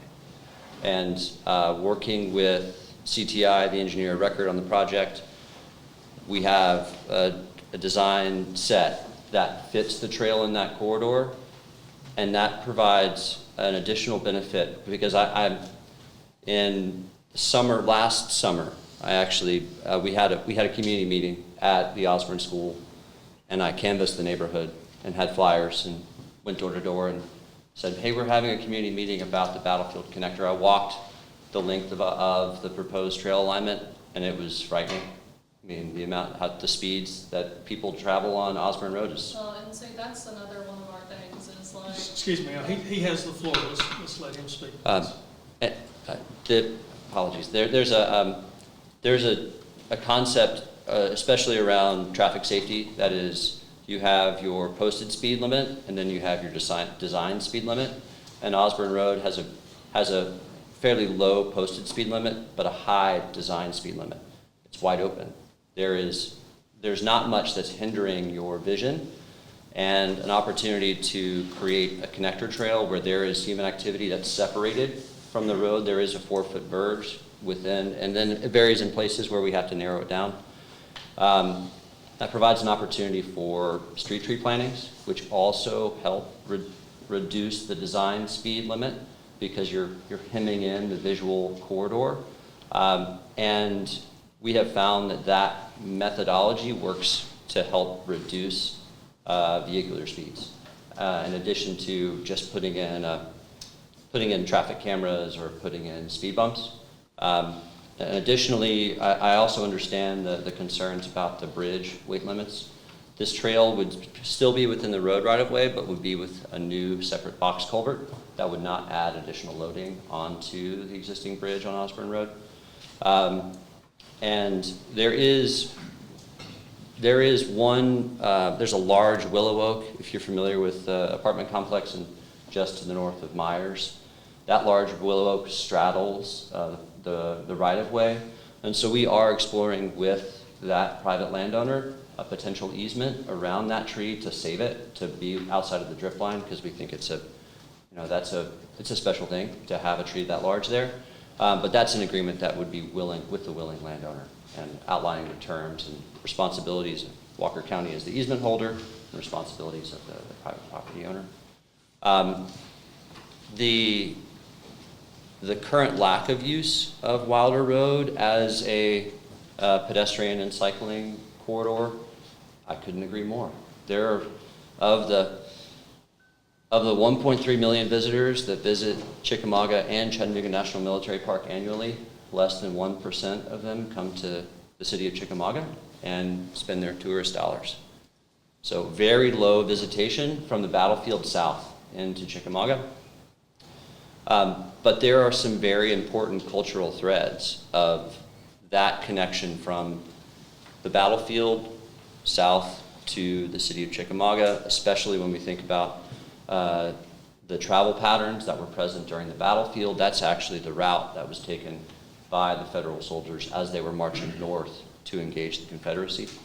And right now, and this is something we've heard in partnership with the National Park Service over the last 30 years, is when we don't have public land access, it's really hard to interpret the history of this place. And the park historian, Jim Ogden, often says, if we aren't conserving these places, if we aren't providing public access, we aren't going to be able to tell this story and bring the history back to life. So that's another important component of this project as well. And it dovetails in because in addition to the physical asset of the trail being constructed, we'll also, in the grant, there is wayfinding signage that goes into that. And also Appalachian Regional Commission will be asking, how are you interpreting the cultural value of the Battlefield Connector with this project? So it's going to be a combination of the physical trail, wayfinding signage on the end in downtown Chickamauga to be bringing more visitors, as well as there's going to be digital marketing around how to get to the city of Chickamauga using the Battlefield Connector from the National Military Park. The military park is supportive of this trail connection.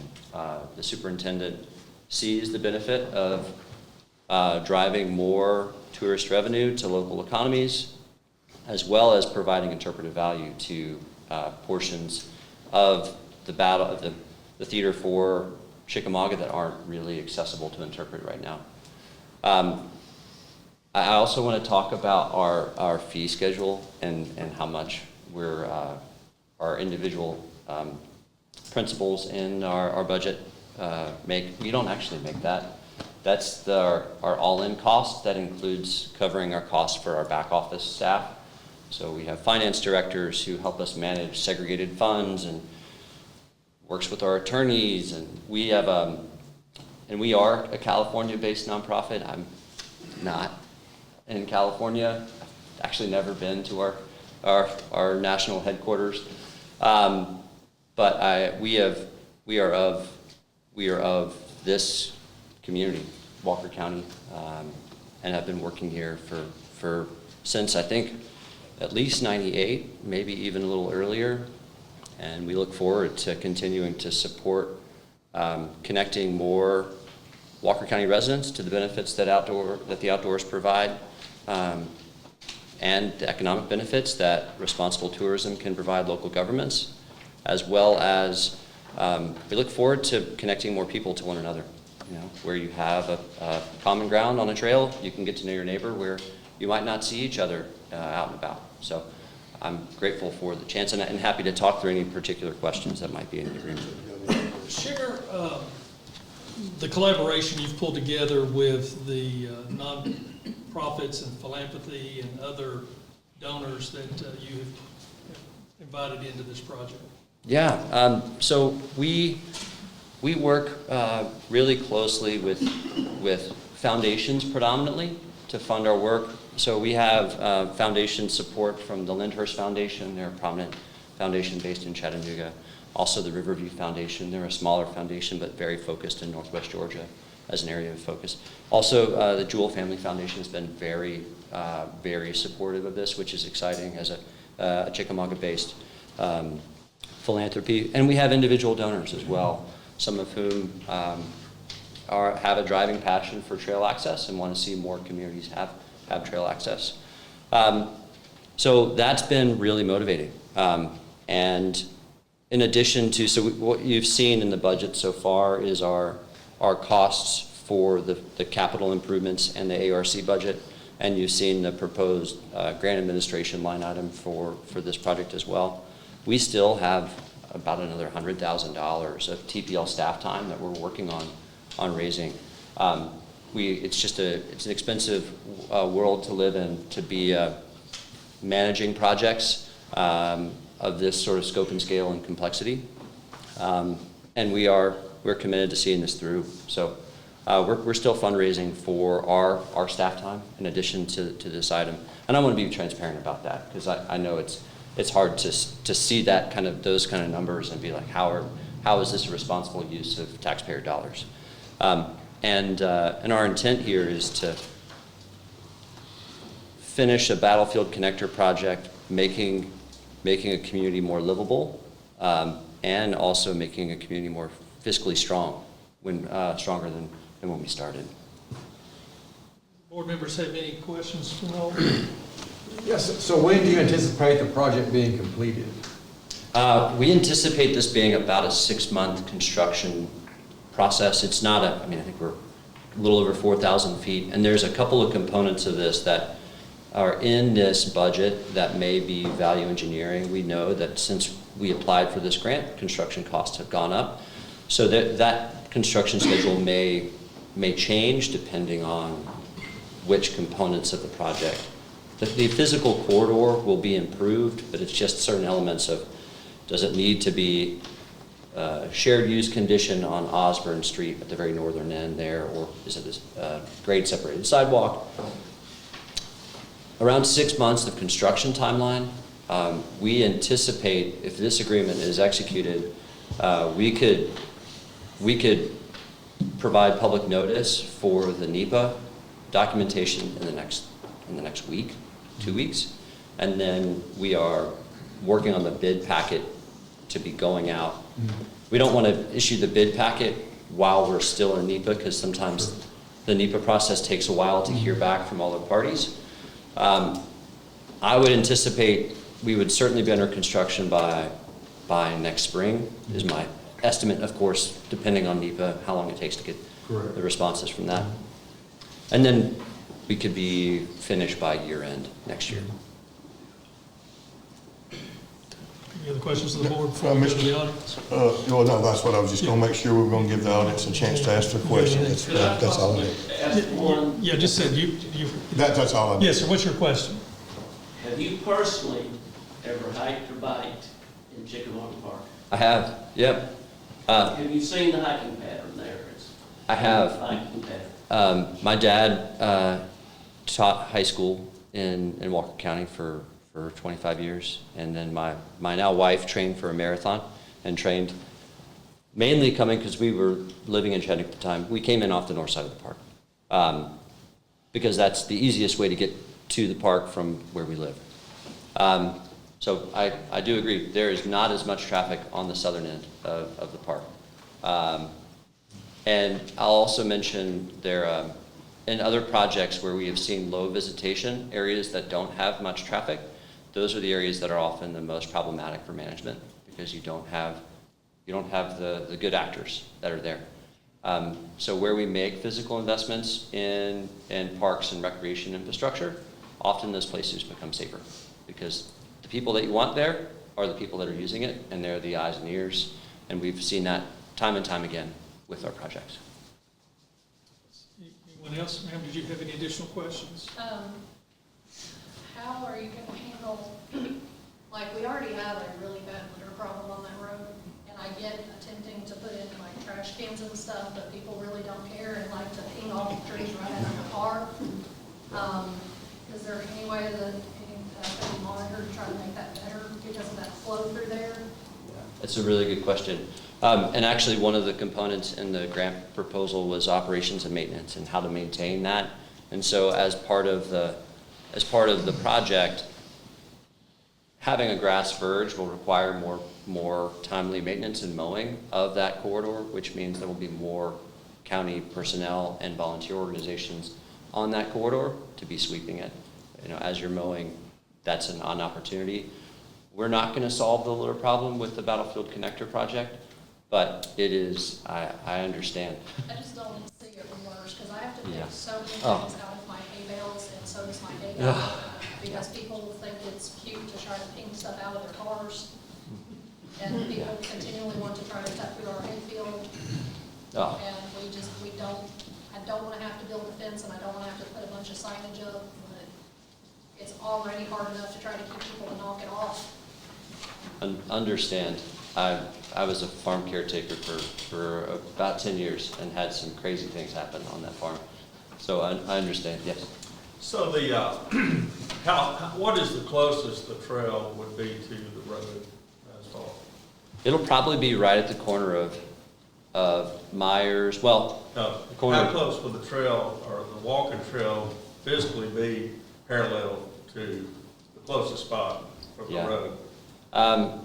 Probably about 24 inches right at the corner of Myers and Osborne, the railroad right of way. Is this a county maintained road?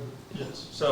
So driving through there, everybody knows this, no matter what speed, there's little to no shoulder on that road, no matter how fast you're going. So you see trees and, you know, the distractions flying down the road and then whoever's walking, but it is very dangerous on that shoulder. If you run off there, you know, 24 inches is much. So will that some shoulder work coincide with the walking trail? You know more about the engineering of the project, because they've taken in, you know, accessibility for all and a lot of different things. We did. If there was, right at that corner, there may be some curbing associated with it. I cannot. Well, I mean, just the whole road, probably in front of Oakwood, all that grassy area, there's just no shoulder. Yeah. So being that close to, you don't want to just, somebody's tired off right over dozens of people. I think right now, the engineer plan set is that we would not be filling or doing shoulder work as part of the project, mainly because of the budget associated with trying to bring that up another 12 inches or so. Do we do shoulder work on roads? So can y'all look at that when I mean, it's just. Also, describe the width and the possible material types that's being considered. So we're proposing a 10-foot wide shared use path. That's sort of minimum for walking and biking trails that are funded through the Appalachian Regional Commission and other state funders. The surface, there's two options for the surface currently, one of which would be asphalt paving, or the surface that we've used to a high degree of success elsewhere is a roller compacted concrete, which is very hard wearing, low maintenance, and would potentially speed up the construction because you can lay it all down on a compacted subgrade, and you're putting it down like you do asphalt. So the trail surface would be one of those two, and then if there was necessary for any port in place, that would be where we'd have to fit. If we couldn't fit the paver, that would be the option, port in place concrete. As far as cost, asphalt or the compacted concrete, which is less expensive?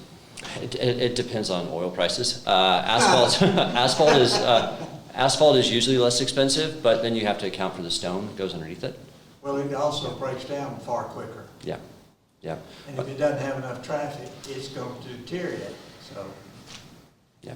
Are you leaning to concrete or to asphalt? I would lean towards roller compacted concrete. If we can fit the paver, it would make more sense to do that. Yes? And you may have addressed this, but you don't anticipate the county having to exercise any eminent domain to take over property of anyone? Very early, actually before TPL really got engaged on this, the county, or the city of Chickamauga surveyed the right-of-way. And so that was a very clear thing, was everything we were going to pursue would be within the county right-of-way. Okay. What about parking? Where's the access points going to be? Great question. If you got a trail, I don't know how long it's going to be. Some people may want to bike or walk the whole length.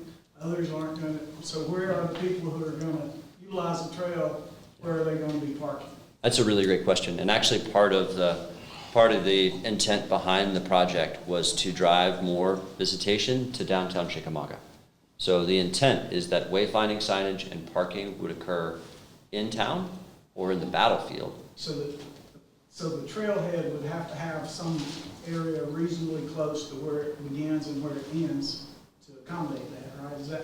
And are there any artist renderings so that people can look and visually see, okay, this is where we're going to park, this is what the There's already parking in Chickamauga where the trail connects to.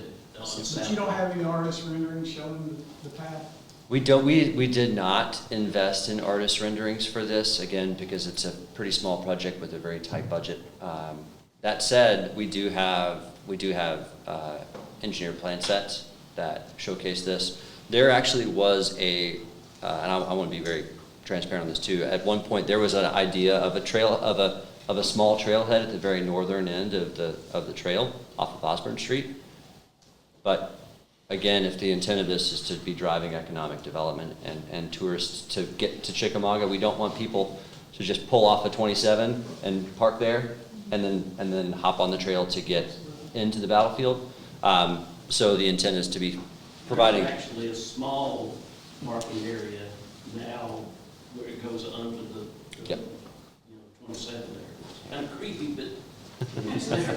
Yeah, and as well, I mean, there are other parking venues that are nearby that, you know, after business hours could be facilitated use. Is that parking area on the park side or on Chickamauga side? It's on the Chickamauga side, just be under the overpass there. They've got blocks there to keep people from driving on through to that connector to Wilder. But there's a place for 3 or 4 cars there. That's not private property? I don't know that. Maybe he does. Gosh. I don't think so. I think that's in the right of way. There's a good bit of parking there at the Osborne School as well, especially There is. nights, weekends, holidays and things. The Osborne parking lot is, is public parking. Yep, exactly. So that would be the other immediate alternative for folks who are wanting to park and use the Osborne And School there's site. parking area in the park, and you know what my gripe was, people park there and they go that way. They don't come this way. Nobody, I'm sorry. Yes. One further question I want to ask him was, the right-of-way, where does that, from the center of the road, how far does the right-of-way extend onto? Because I know some people maintain the public right-of-way and consider it part of their yard. So how far from the center of the road? I believe it's a 50-foot right-of-way, I believe, on Osborne Road, so 25 from the center line. Very good. Thank you for coming and speaking tonight. Oh, absolutely. Very informative. Yeah. You did a great job. You've been a pleasure to work with, and it's very exciting to see all that your organization and you personally have accomplished in Chattanooga and East Ridge. And if I'm not mistaken, I heard on the news today that y'all were just part of another $20 million grant project coming to the Chattanooga marketplace area to some degree. So appreciate you hard work on making our community more walkable.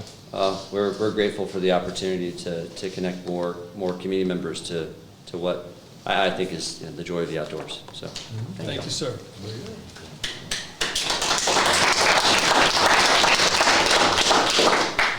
Okay, so we do have this agreement to keep this project moving forward. It's in the packet. So this is a trail development grant of temporary access for construction easement for the Battlefield Connector Trail.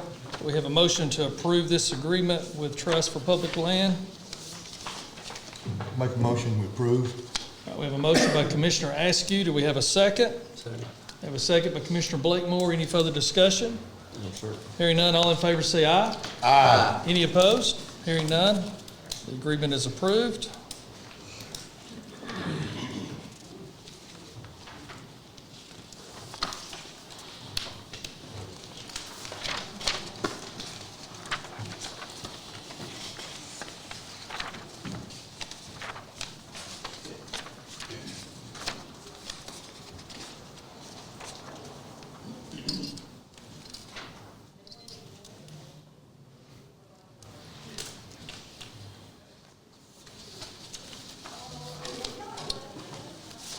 Okay. Let's see. What we're going to do, we've all been sitting here a couple hours. We're going to take about a 10-minute recess and allow everybody to stretch their legs. Everybody needs to go to the bathroom, and then we'll reconvene in about 10 minutes. We stand adjourned at the moment. I want to share a little bit of information and a little background on the McLemore agreement as we get started before we go forward on our agenda.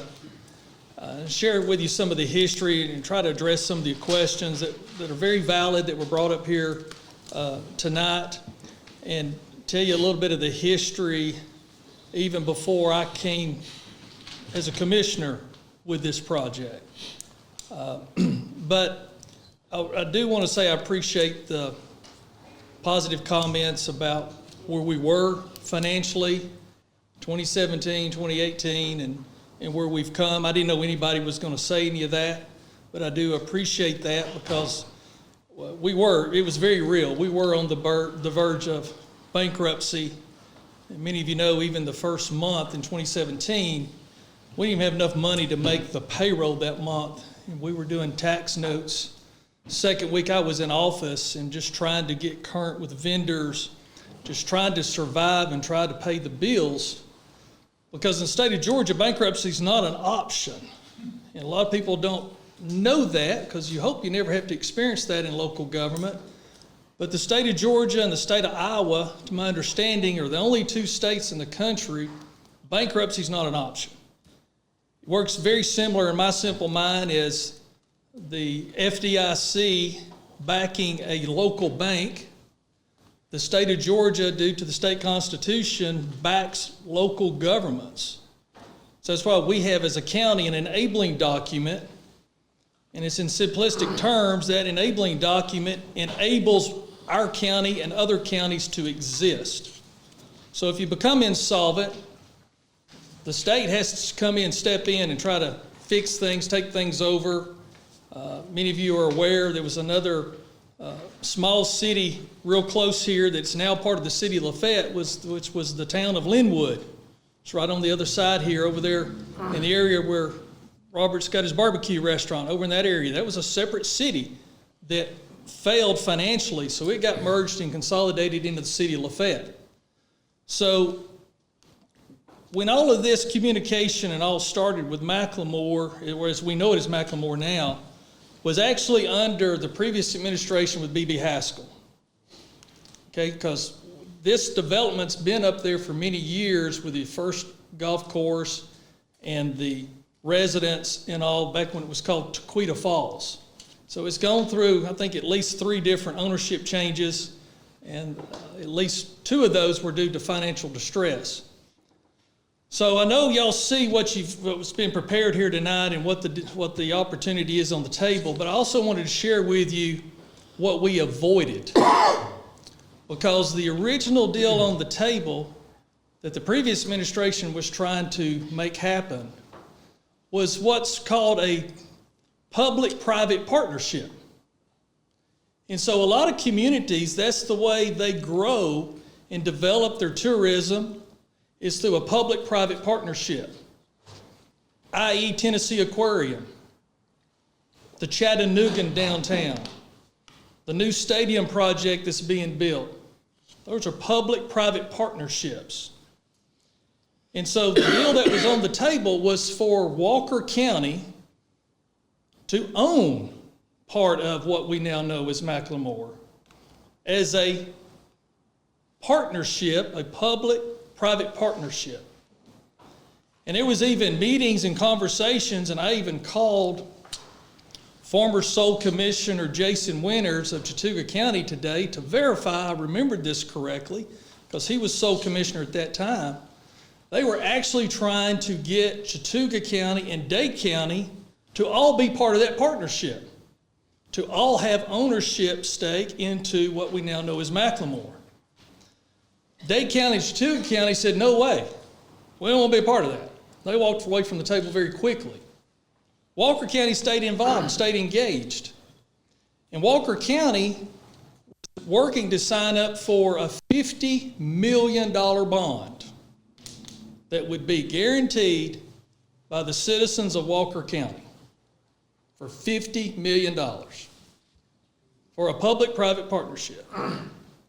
I knew when I come in, when that was brought up to me, I knew that was absolutely impossible because of the financial situation that we were in.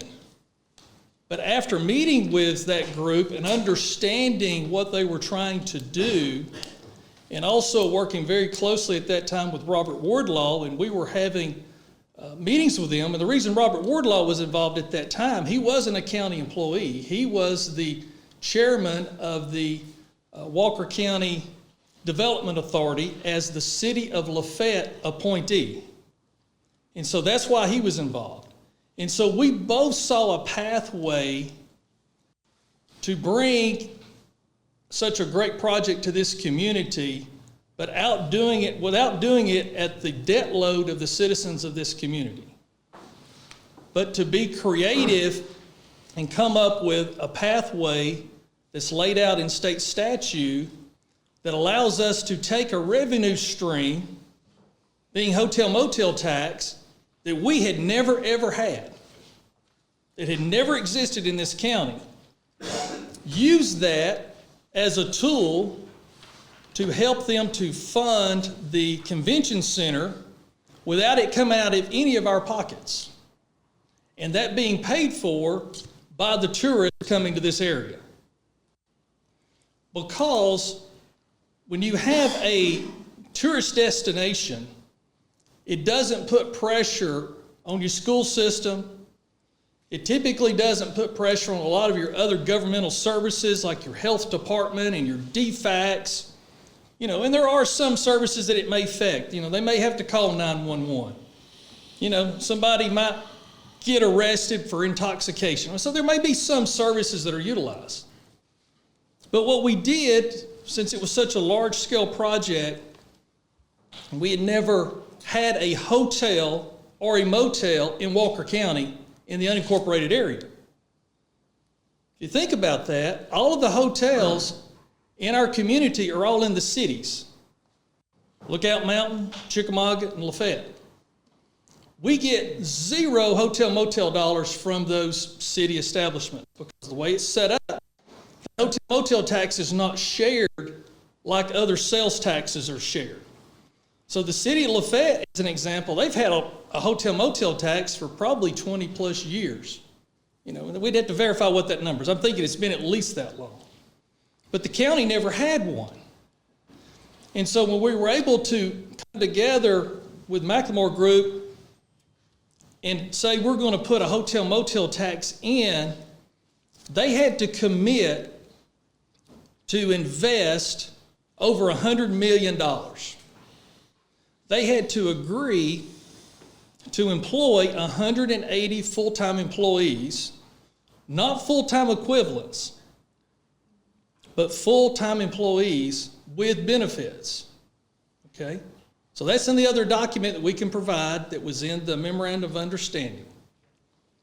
And so by doing that, we also reached out to Georgia Tech because they offer a free service to communities, and the acronym is called LITEC. LOCI. It was done through Georgia Power with the Georgia Tech program. Correct.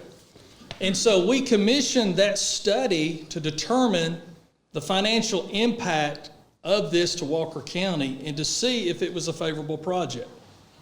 And it showed to be a very favorable project. We need to go back and probably have them take another look at that because the project got much bigger and a second golf course got added. And so we know the positive impact is going to be even greater. But, you know, as we talked earlier and people spoke about the financial condition of this county, the last thing I wanted to do was cause any additional financial hardship to this county or to put this county in any debt. The goal was to get this county 100% out of debt, which we have been able to accomplish. So I wasn't here thinking, well, let's bring McLemore in to create hardship or ill will. I was looking at a way, Robert Wardlaw was looking at a way to bring McLemore in to take pressure off of all of our property taxes. Because yes, the hotel motel tax is being allocated, but then you've got the sales tax revenue that we didn't have coming in. You've got the alcohol beverage tax coming in. You've got all of the new homes being built that are all paying full tax rates. And we knew we were going to be putting in a fire department because they want to get their ISO rating down because right up to this point, and it may not have changed yet if they haven't got the rating, but they're an ISO 10 up there. And so that's why they were motivated to put a fire department in. So our fire chief has been working with them. This board's been in collaboration where we would have an automatic aid agreement with them to not only for their private fire department to provide emergency services to the McLemore community, but also outside that community as an automatic aid agreement with our county. And so it's a win because otherwise we would have to put a fire station and try to staff it, which would take more money out of the county to do so. Instead, they're doing that. But all of their residents and that whole community up there is also still paying the public safety fee. So they're taking out of their revenues and out of their home, HOA. HOA, thank you. HOA, they're charging them to fund that fire department operation to help lower their insurance cost for their houses. But all of them are still paying the public safety fee, and the reason they're doing that is because they know, just as was stated earlier, if they get a large fire, or the side of that mountain catches on fire, or the hotel, a whole floor catches on fire, it's not only going to take Walker County, but it's going to take this mutual aid in several or multiple stations to fight that fire if that was to ever happen. They realize that. So they never even asked for us to forego or to eliminate or to exempt those residents out of the public safety fee that we all pay. Okay? So with the hotel motel tax, the state law is very confusing. It's been modified several times, but all of the other short-term rental money that's coming into the county is handled differently than the way this McLemore is handled. And so we have utilized the Walker County Chamber of Commerce, because you had to have a third-party organization that meets all the 501, whatever abbreviations after that statuses, to manage that money as a third party. But also with that, the Chamber of Commerce has a tourism committee, and the way that is designed and laid out is the sitting chair of this board, our economic development director, and our public relations directors all has a seat on that committee, a voting member seat.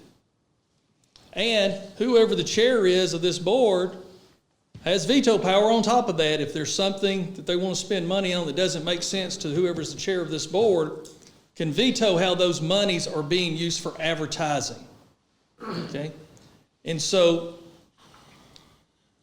that also is used. We can have a product development allocation of the percentages of that, and we have earmarked that at this time, when we started this, our Walker County Civic Center to be our destination. And so we've been able to make some of the improvements to that campus with new carpet, new lighting, new chairs, a lot of those different things that we've not used property tax dollars from.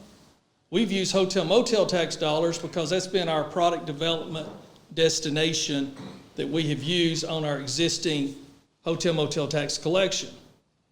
So with the McLemore agreement, and it states in this agreement that, let me find it here, that throughout the term of the tourism product agreement, the county will remit to the chamber 56.25% of the hotel motel tax collected at the project during each calendar quarter. And this is to fund the operations or the brick and mortar of the convention center. They can't use the funding for anything other than the convention center by state law. That wasn't our rules, that wasn't our request. By state law, it can only go to offset the funding costs or any upgrades or improvements to the convention center, not the hotel, not the golf courses. And so then the other portion of this, commitment to fund the marketing program. Throughout the terms of the tourism program, this is Section 4, agreement of the county will remit to the chamber 43.75% of the hotel motel tax collected at the project during each calendar quarter to fund marketing program. So for every dollar that's collected, almost 44%, 43.75% has to go for marketing. And that, again, flows through the chamber. There's a committee. There's staff members of this government that is part of that in collaboration with McLemore to make sure those funds are used properly by state guidelines for advertising, not only McLemore, but it has to be used to advertise Walker County to promote more tourism to come to Walker County. So the driver of that and the motivation of the state is, and for motivation for us, if we've got more tourism coming in that doesn't put pressure on our school systems and a lot of our county services, we've got people coming in and spending more money, eating more food, buying more gas, more lodging, because they're hearing about Walker County, because we have this designated earmark fund to advertise Walker County as a tourism destination more than ever has been done in the history of this county's existence that doesn't come out of your property tax money. It comes out of the hotel motel tax money, and they can't just advertise and say things McLemore. It's got to be blended in where they're talking about McLemore and Walker County. Because not everybody wants to go play golf at McLemore. Some people may want to go to Petty John's Cave, or they may want to go to Rocktown, but they learn and they hear about Walker County through this advertisement. So when Robert Wardlaw and I was working on this, we saw this as a pathway to take pressure off of people's property taxes. And Walker County government to not have any upfront money in this and to not make any investment in this and take on no debt service from this. And we knew back in 2017, they may or may not ever get that hotel built. The hotel may or may not make it, but none of us have any liability there. Because if the whole operation goes bust, we're going to lose our sales tax revenue and our alcohol tax revenue, but we're not losing the hotel motel tax revenue, but we never had it to start with. But yet, it's our way of being able to partnership into a $200+ million project without the county having to put a dime into the project out of other revenue streams. It is supported by people coming here as tourism. It's tourism dollars that would not exist if they wasn't coming up there to stay at McLemore. So, again, being repetitive, I think this deal is so much better than a $50 million bond. You know, we've already secured, this county's already secured one agreement for the hospital debt by co-signing on a deal, and we didn't want this to be the same way. So I think additional board members are going to comment at this time. Mr. Askew? Yes, I would. I'd like to make a few comments. I want to start by Ms. Halsey. I spoke with you out here, but I wanted to make sure everybody knew I wasn't trying to be disrespectful or cut anybody off. I wanted to be able to clarify some things, and so that's what I want to do. You had stated, you know, Ms. Halsey, that we talking about trying to renegotiate, and that and said that we had an ask for, you know, to try to renegotiate it.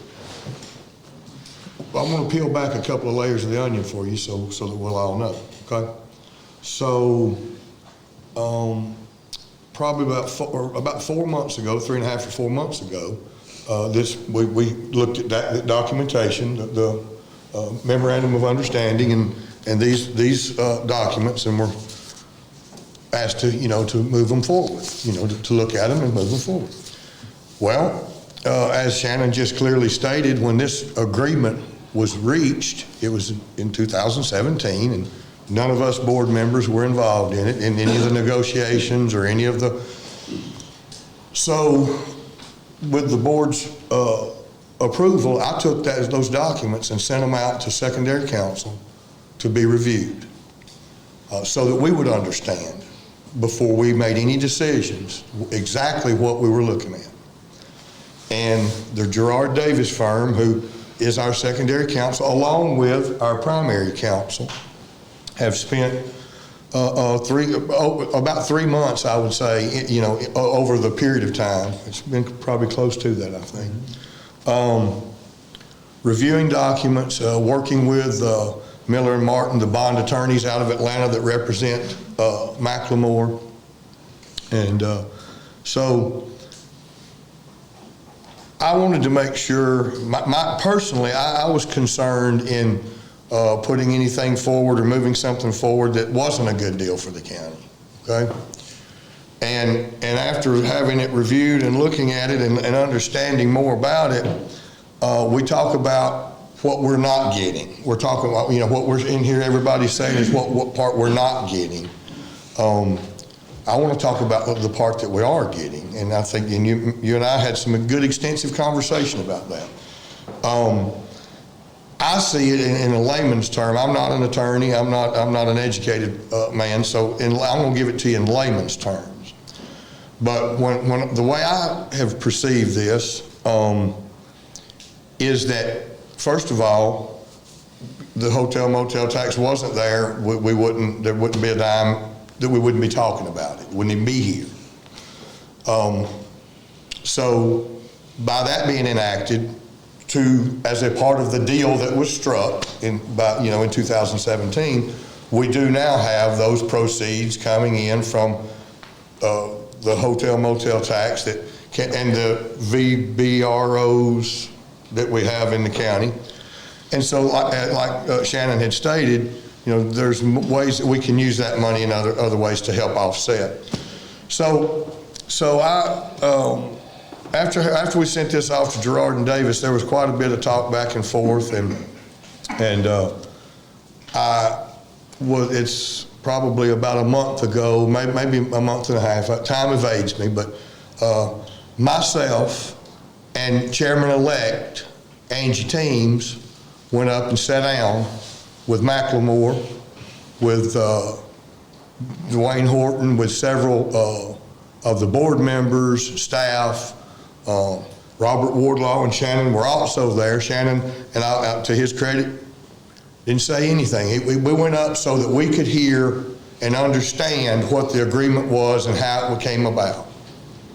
And I hope that, Commissioner-elect had to leave a little early, so she wasn't able to stay here because I wanted her to give you her opinion as well tonight. But there'll be plenty of time for that. But the key things that we asked for, that asked Gerard and Davis to look for, was, were we bound to this, and was there any negotiation room? Okay. Now, as we stated, and y'all know the dates, 2017, 7 years ago. Well, a deal was struck between McLemore and the county government through, like I said, Shannon and Robert Wardlaw, and I don't know any, and the Development Authority.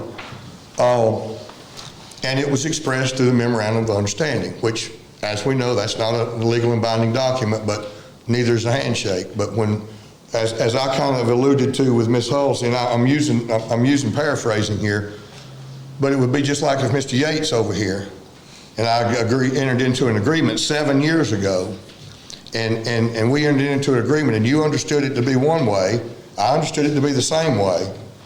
Mr. Tate made a real good comment earlier that I'm going to restate it. Changing horses midstream. All right, this is a deal that was done. Here again, no harm, no foul.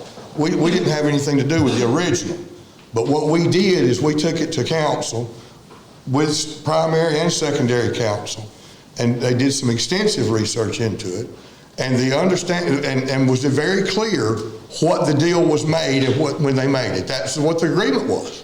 That was the agreement that was made.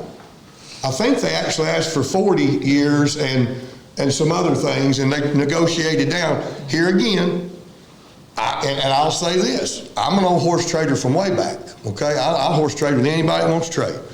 And I may have held a little tighter rope if I could have, but I don't know that was possible. I wasn't there, I wasn't in the room.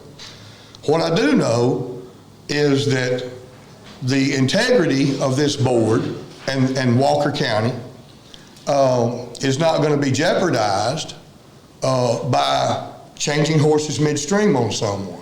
And as Melissa and I had talked this morning, had it been any of you that came forward with this project and then took what was going to be $1 million investment and put it over $100 million investment, now over $300 million invested up there, okay?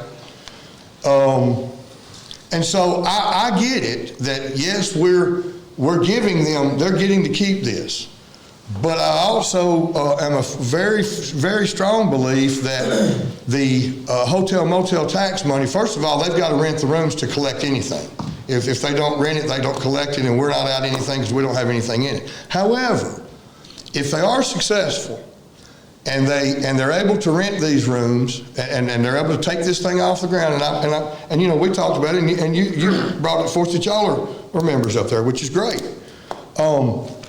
But if things do continue down the path that they are, And yes, that's a substantial amount of money that is being, as we say, left on the table.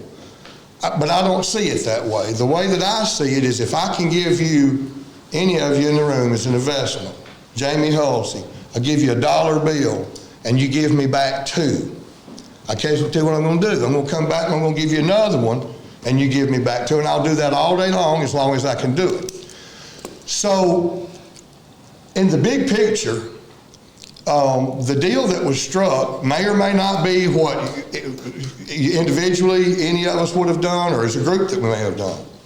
But the deal was done 7 years ago, and that's what the investment and that's what the group was, counting on. The deal that was made is what the deal that was made. And I just have a hard time, especially after having it go through, looked at and looked at hard.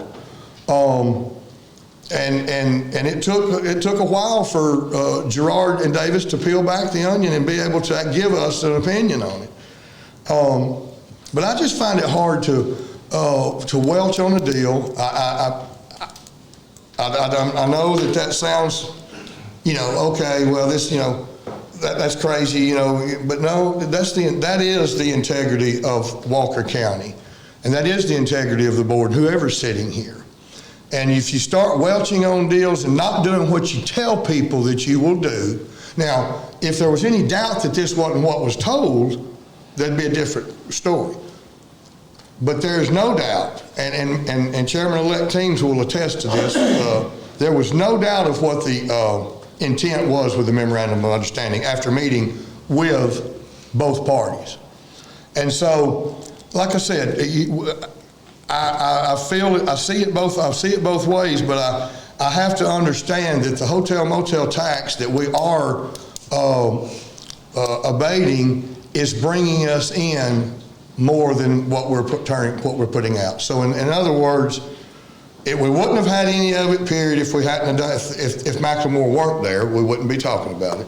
They are, and we're going to receive from now on residual benefits that will definitely impact the taxes or property taxes of the citizens of Walker County. I have no doubt about that. I can't tell you how long that will take to establish that, but I do know that all the numbers that we've seen, that any of them that I know of were based off of 50% occupancy.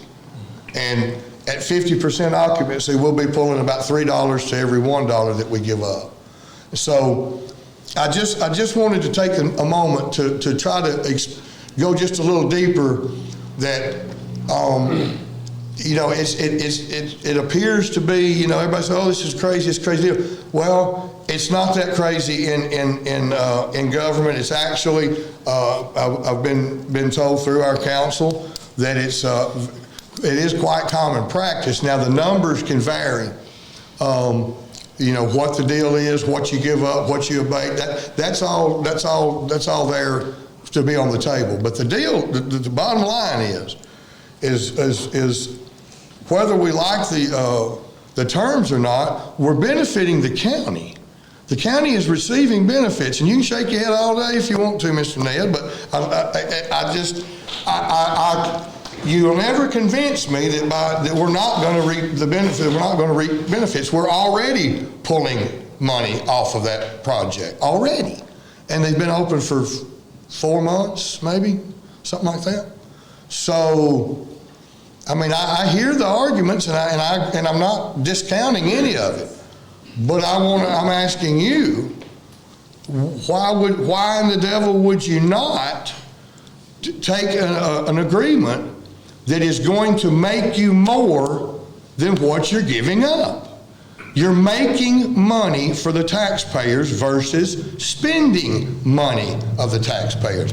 And that, to me, in layman's terms, again, and I'm sorry, I'm not a financier, I'm not a banker, but it's very evident that if it costs you $100 to get in and you're getting back $200, then you've made money. And so I just don't really understand the. I wanted to understand better why.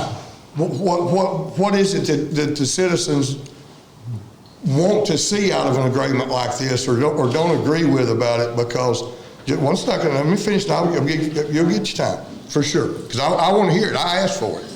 So that's really where I need to understand is how can it be a bad deal if we are making money and will continue to for the duration of as long as the place is there. We will be receiving sales tax, which as owners, or as I say owners as members, y'all know yourself, everything's expensive. The sales tax has to be a pretty good chunk of money up there. Would you agree to that? Okay. So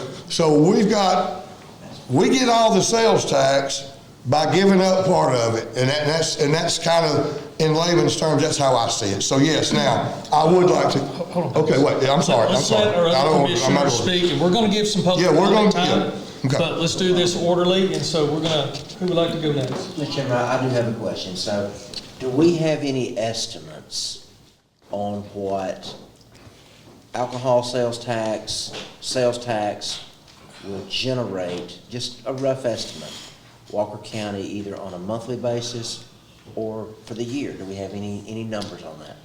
You know, the state doesn't provide us that information. We could probably ask McLemore to provide that information, but what we do have, the hotel motel tax dollars come directly to Walker County, where your sales tax dollars go to the state, and they don't disclose who turns those dollars in or where they come from. But just since McLemore has been open, they have already remitted, which would probably, I think was through July or August. Yeah. They've already remitted almost, to round it up a little bit, they've already remitted roughly $200,000 in hotel motel tax dollars. And they really just got up and rolling. Right. And so let's say that's 8%. So just in sales tax being generated, you would also have the same amount generated. Now, in fairness to that, 4% of that goes to the state. The other 4% stays local. So we can make an assumption just off of what we've seen come in from hotel motel tax.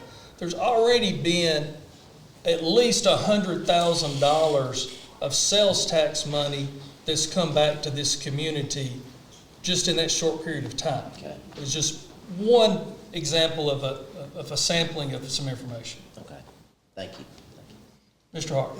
One thing to add, and Mark talked a little bit about this, or Shannon did actually, but when we took office as the board, a lot of us were pessimistic about this and kind of stood back and didn't understand all of it.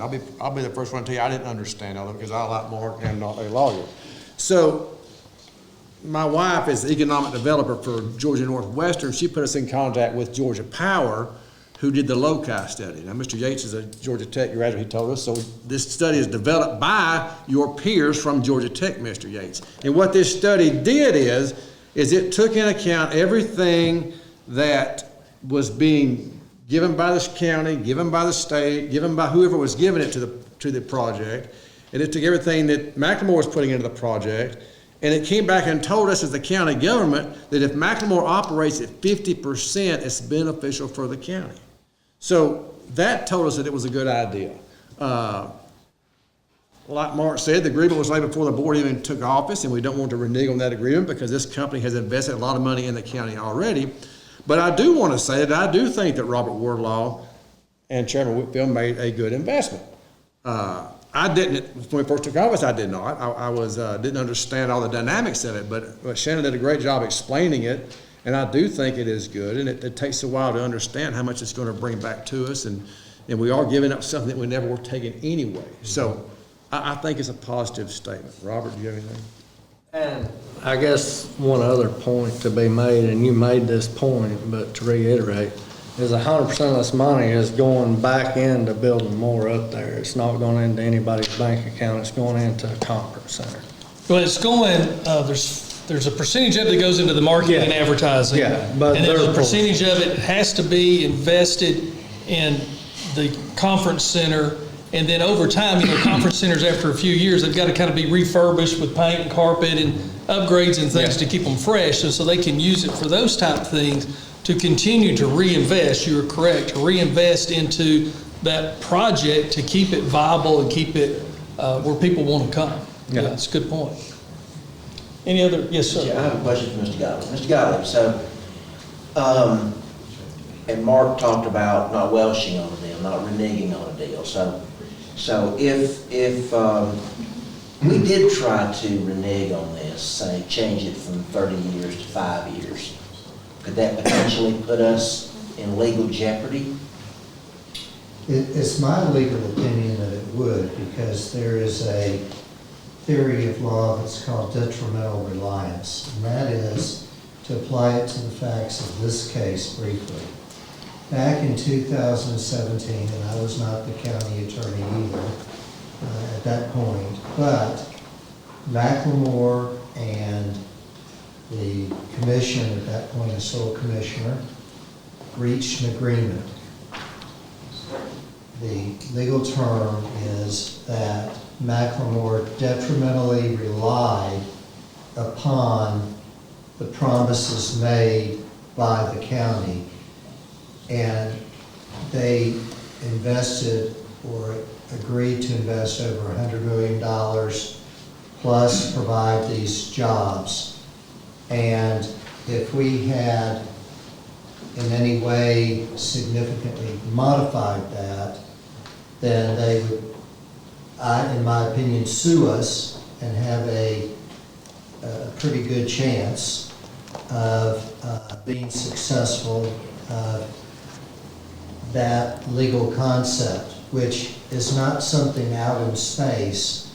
There have been many, many cases that have been tried on this issue of detrimental reliance.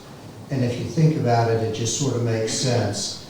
If you were in their shoes, would you invest $100 million in a remote area if you weren't convinced that the other party had made a commitment to you that they were going to provide you with this hotel motel tax? I know I would. And the courts have time and time again said that that is a legal basis for seeking recovery. So I think for all the reasons that have been mentioned tonight, including the concern over legal liability, all of those to me, and it took me a little while too when I originally found out about this. I was sort of questioning, but the more I learned about it, the more it made sense. We don't have to push any money to them. If they get any money, it's because they have rented rooms up there. I did, and I'm sorry, I do not have the numbers with me tonight, but we did briefly look at what some of the numbers were, and it has grown every single month, as you would anticipate. February was a relatively, is what they call their soft opening. March, and then if you looked at it April, May, June, and July on a graph, it goes at a pretty steep angle. They're doing much more than 50%. My understanding is that there have been times that they've been 100% sold out. I don't know if you've had any communication with what their average daily occupancy is, but it's my understanding it's already over 50%. One thing to another question was brought up earlier that I forgot to address earlier is what personal investment I have in McLemore or my family. And I can clearly state here to you tonight on the record that is absolutely zero. Because I had knowledge of this project in late 2016 when everything up there was very, very distressed and there was lots and property that could have been bought very, very inexpensively. I mean, you could have bought lots up there for some lots, $8,000, $10,000. Lots now that are probably selling for $250,000. But Robert Wardlaw and I sat down one day and we had a conversation about that because he and I both do other investment. And we knew we never, ever, then, now, or in the future, would ever invest in McLemore. And it's not that we thought it would fail or wouldn't be an investment. Our integrity spoke higher than that. We were not going to have inside information, which we had, turn around and use that for personal gain for ourselves or any of our family members. So I have no investment up there. I have knowledge of things to even come in the future up there, and I will continue to make no investment up there. And even once I leave office, I will continue to make no investment up there.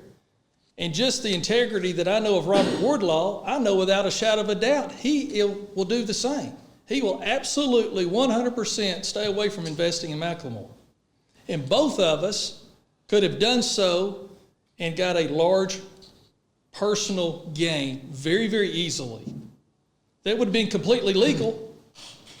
Wouldn't have been anything against it, but ethically, morally, and transparent-wise, it's not who we are. We're not going to do that. And so, you know, during the ribbon cutting that was discussed, I did kind of make a joking comment. I'd love to have an office up there, and that'd be my county office, because it's beautiful. If any of y'all have not been to my office, you ought to come look. It's still in the 70s. So to have an office at McLemore would be phenomenal. Okay?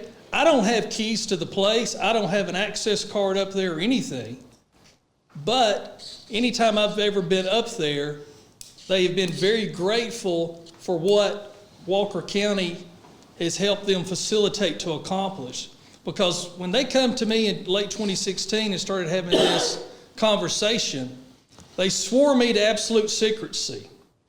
If we hear this at all, we won't say anything. You'll never hear from us again. You're not going to get a nasty letter from our attorney. We will quietly just go away. We will sell the property, put it in the land trust, preserve it. We will do something other than a hotel or any project. We will just quietly walk away. And I remember when I met with them in Chattanooga at their office downtown, coming down the elevator, kind of that wow moment, because they were showing me renderings and photographs and the vision of this property. I'm thinking, there's absolutely no way I'm going to talk about this project, because there wouldn't none of you believe me. If I come and told y'all there's going to be a 245-room luxury hotel, conference center, day spa, and 4 restaurants on Lookout Mountain, if you go to 157 and turn left, y'all would laugh at my face and say, he's delusional. But it wouldn't be the first time I've been called delusional. The chairman of Erlanger Medical Center called me delusional too on that deal, and he accepted it. So, I have no personal gain in this. I don't play golf. I don't consume alcohol. Have I been up there before and they've paid for my lunch? Absolutely they have. But we've been there handling business. I was up there last week with 3 other people. We paid for our own meal. There was no meal comps or anything. And they knew we were there. They come out and talked to us. They didn't comp our meals. We didn't ask them to. We were there handling other business, and we didn't ask for anything. So I've never played a round of golf up there. It would probably be quite comical. You know, I've not been to the spa, none of that. But yes, they have bought my meal up there a handful of times in the short time that they've been open. And part of that, they had a group of people that they invited when they were doing their soft opening to get their processes down in the kitchen.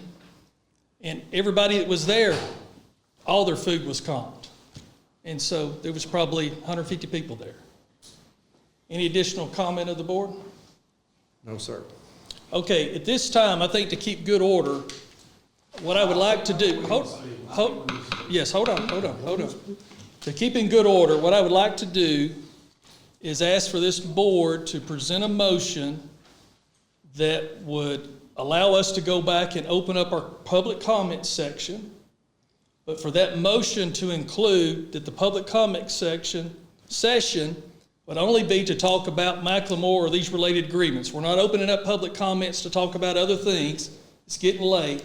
But I think in proper order, if we had a motion and a second and a voted to open back up public comment for this topic, have people come to the podium, we'll start the 5-minute clock, and that way we can keep order and keep things moving. I'd like to make a motion to return back to our public comment section to allow the public to come up and comment on the McLemore agreements that we're looking at tonight. With our 5-minute? With our 5 minute, and I will state though, and I don't know, this is an important, very important decision. I want to understand what's being said. So if there's time that runs out, and if any of us need to hear it, then I'm going to ask that we are allowed to let them finish whatever the meat of the topic is. Okay, so don't run up thinking you got 5 minutes. Try to say what you got to say. Y'all already know what you want to say. So just come on up here at one at a time and say what you have to say, and let's. Okay, so we have a motion on the floor to implement the public comment section with our 5-minute rule. Do we have a second? Second. Have a second by Commissioner Stoltz. Any further discussion of the board? Hearing none, all in favor say aye. Aye. Any opposed? Hearing none. I think you want to be first. And please state your name again for the record. Tankersley. So I come up here and I was, going to be respectful and try to be nice, hoping you guys would table this agreement. Here's the memorandum of understanding, right? I got it. I've read all these documents 1,500 times. There's nothing in this document. It says, the county will adopt a resolution requesting the local delegation of Georgia Assembly to introduce and adopt a local legislation 2018 session. The county to level exercise rooms, lodging, accommodation located within the district. A rate not to exceed 8% hotel tax. Here's a resolution. That's it. It says 5%, and the county gets 3%. That's the resolution. So if McLemore, so here's the ordinance. Here's the same ordinance. It doesn't specify any of the division of these funds. Never. So if McLemore went up there and made a $100 million deal, and I deal in these all the time, and they don't know what their deal is, and now we're going up there in an office, and we're letting people tell us what the deal was, because nobody knows what the deal was, because it wasn't written down. Somebody showed me on a piece of paper where we said we were giving our 3.5% of our hotel motel tax to them. And they started a $100 million project without knowing the deal. That does not happen. No, I agree. I think that's why I said that we didn't know what the deal was, but we wanted to hear from both. We wanted to understand. We know what was put in front of us, so we wanted to understand it as well, Jay.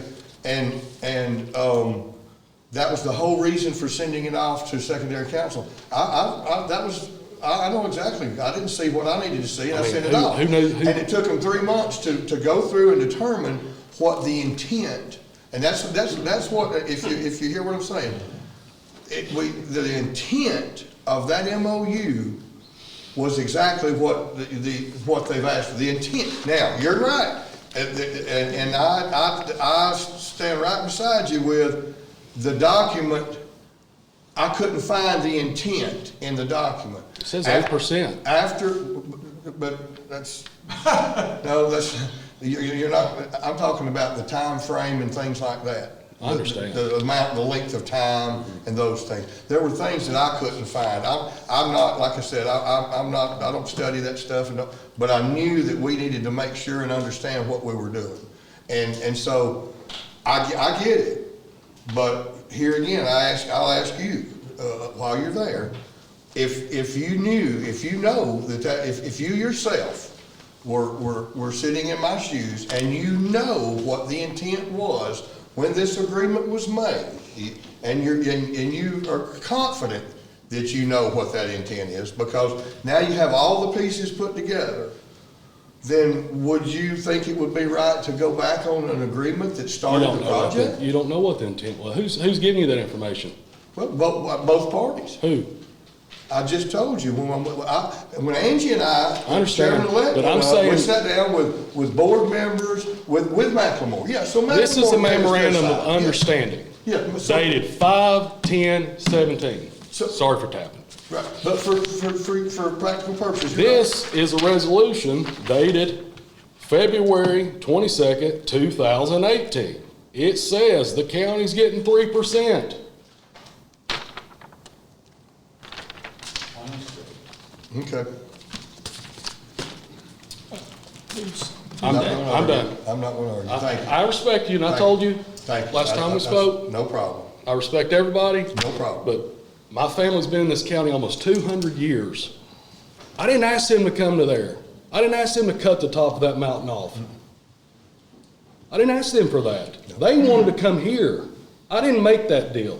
They did. We didn't. And now y'all are going off of hearsay and understandings that nobody was sitting in the room.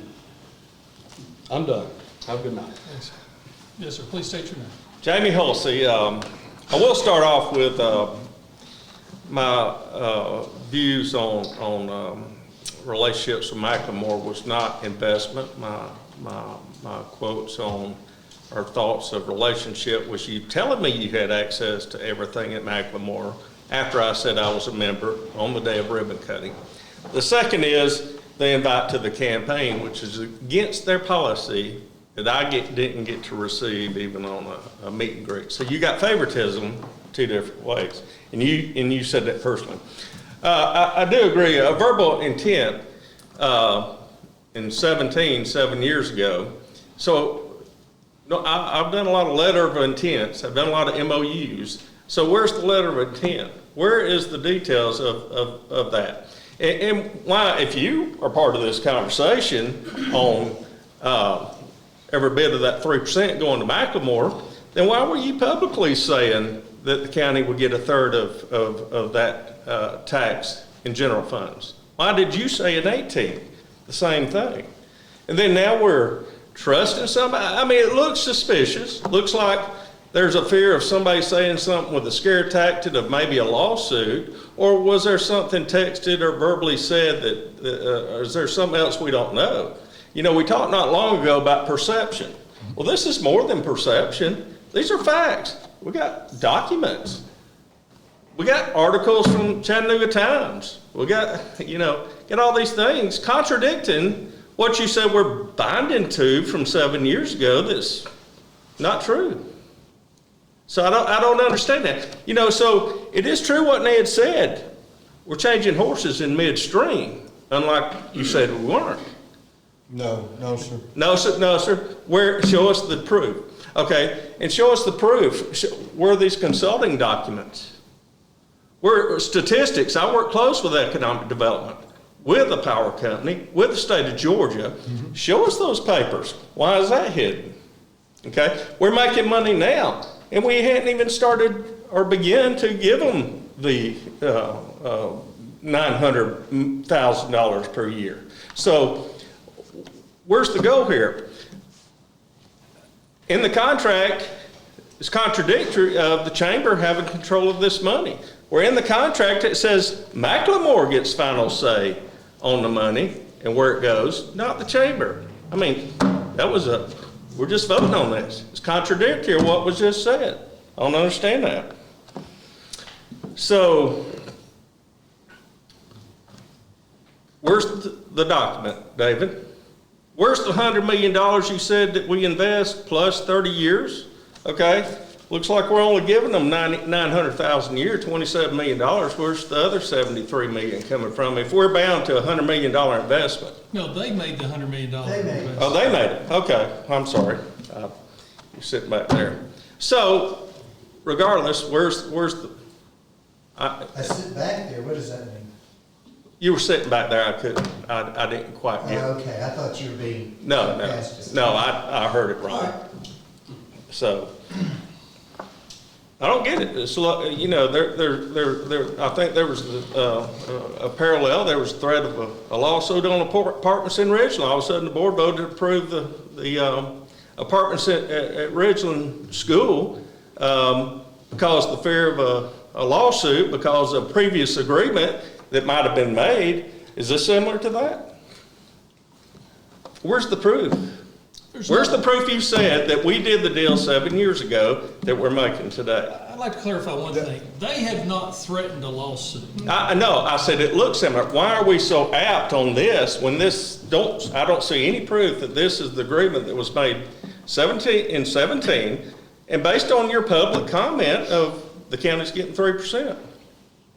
We have the article. I mean, so if you read the article, it says Whitfield will have to, or something like that. yeah, I'll have to abide by the state law, and then That's right, and 1/3 will go into the county's general funds. So that is the reporter's words reporting on the article. That was not a quote of mine. Then we have That the other. was because Commissioner Askew shared with me today that article, and when I read it, it's not a quote of saying Shannon Whitfield said. It's the article talking about. Well, it had quotation marks around that. Not the article he sent me. Well, we got the article with quotes. So anyway, but still, we don't see the $100 million, 100% of that 3% having to go directly to McLemore. Nothing in general funds. And where's the charts? Where's the supporting documents that the public can trust that we are getting this money back? So we're going to get dollar for dollar at some time, $900,000 a year on what's going on right now. Okay, So, your time is expired, sir. Melissa Halsey. First of all, thank you all. Thank you all for staying late. Thank you all for giving us a second opportunity to speak. The no documentation really is a concern. And the fact of what, I echo what Jay said. And I think that without that documentation, the legal threat, if you will, as I think you referred to, if we don't go ahead with this, we could be open to lawsuit. I don't know of, again, I'm not an attorney, but I don't know how someone can prove something if there's no documentation of what that agreement was to begin with. Just getting that off my chest.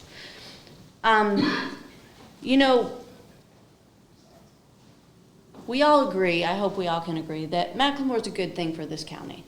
And thank you all for bringing this to the county. I mean, I think Mark said to me today, it's always negative, and let's do some positive. Yes, this is a great thing, and thank everyone for the efforts that have gone into this, right? But we have to make it a great thing for everyone. And it has to be, in full disclosure, open and transparent. And here are the things, kind of my bottom line and why I have a problem with this. And we can disagree. We can agree to disagree respectfully on some of the minutiae in this, right? But, the 30-year term is really hard to swallow. I may not even be here in 30 years, right? We don't know what this county is going to look like in 30 years. We don't know what may happen in 10 years, right? And I don't, personally understand what would be the harm to do this for a 10-year term with the right to renew it or something at that point. And that way we are not making such a long-term commitment into the future. Preferential treatment. In full disclosure, we do own a VRBO. But, if I came to you guys and said, hey, I really want 56% of the $1,800 we paid to the county, 56% of that because I need new carpet, or, my garage door doesn't work. I mean, y'all laugh at me and say, you're not getting your tax money back, right? But myself and all other VRBO owners in this county, Airbnb owners, if we stood here, we would have greater power than McLemore. We would have more rooms available. So, there's some preferential treatment there, and that's a little bit, as a small business owner, a little bit hard to swallow. And then just the accounting side of it.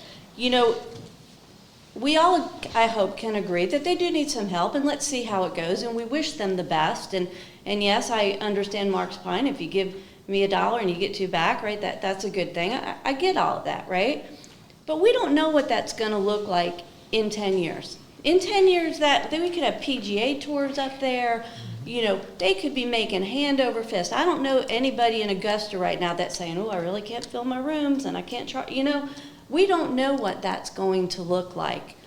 And at that point in time, you know, there's a big difference between helping a business get started and padding pockets of people that are making a lot of money. And I think that's what this long-term kind of leaves to question. If they're rocking and rolling and jamming up there, is it really right that we allow them to take that money tax-free and reinvest in their repairs and maintenance of the facility? You know, is that prudent? Is that fair to other business owners? And, you know, that's my accounting brain coming to me, but my time is almost up. Again, I thank you all for your work on this, and I hope that you respectfully consider what we all are saying and can come to a beneficial agreement for all parties. Thank you. Thank you. Mr. Ned? Ned Yates, I understand, Mark, particularly. If you give your word, I can't help it, y'all. If y'all give your word, you're fixed. We didn't. No, wait a minute. Basically, Shannon did as a representative of the government. If you give your word, that's it. You'd be a scallywag if you broke your word. Yes, sir. It's cost me thousands of dollars in my life to promise something I had to deliver it, and then I couldn't deliver it because I had to go in my pocket and pull it out. I got it. I understand. That's highly important to me. Integrity is all you've got. Your word, your honor is all you have, period. You can sell it, but you can't repurchase it. The transparency of the whole deal is a problem. And that really, absolutely, it doesn't frost my cake. It makes me blue hot angry. Because, Shannon, you may not have understood, listen, what you've done to get the county out of debt, I appreciate it. I mean, God help us that we were so bad. But that's one thing. You should have told us. It's been 3 election terms. You didn't say anything. That's a bone I got to pick with you. You didn't think it was a good idea. You thought it was secrecy. You were threatened. We're going to back the hell out of this. It wasn't secrecy. Well, it was. They told you if you said anything, they were going to back away. Now, here's the thing. That was before they ever did the project at all. Okay, well, look, the man had already sued successfully the previous people. I think it was Canyon Ridge. It was the largest settlement, I believe, one of the largest settlements in the state, in Tennessee, in Chattanooga or Georgia, in this area. It was a huge settlement. He already had that money in his pocket. And he basically said, if you say anything, we're gone. True or not, I don't know. That's a negotiation thing. Same with, you look at Donald Trump and the way he operates, you look at the way Biden operates. You can threaten a lot of things and you get things done whether you meant it or not. But the other thing is this. You've got an operation program. We're taking and paying for that. I don't think it's, in my understanding, it's not just for the convention center. It's for anything. If they need toilet paper, they can. I don't know. I may be. I don't know. The other thing is the real estate tax is going to the Walker County Development Authority. I don't know exactly if it's just that 6 acres or if it's the 207 acres that was fixed on no increases of real estate property taxes were promised. That's not right. You know, that I don't know that that's true. I don't know that I understand. I'm not a financial whiz. You know, I'm like Mark.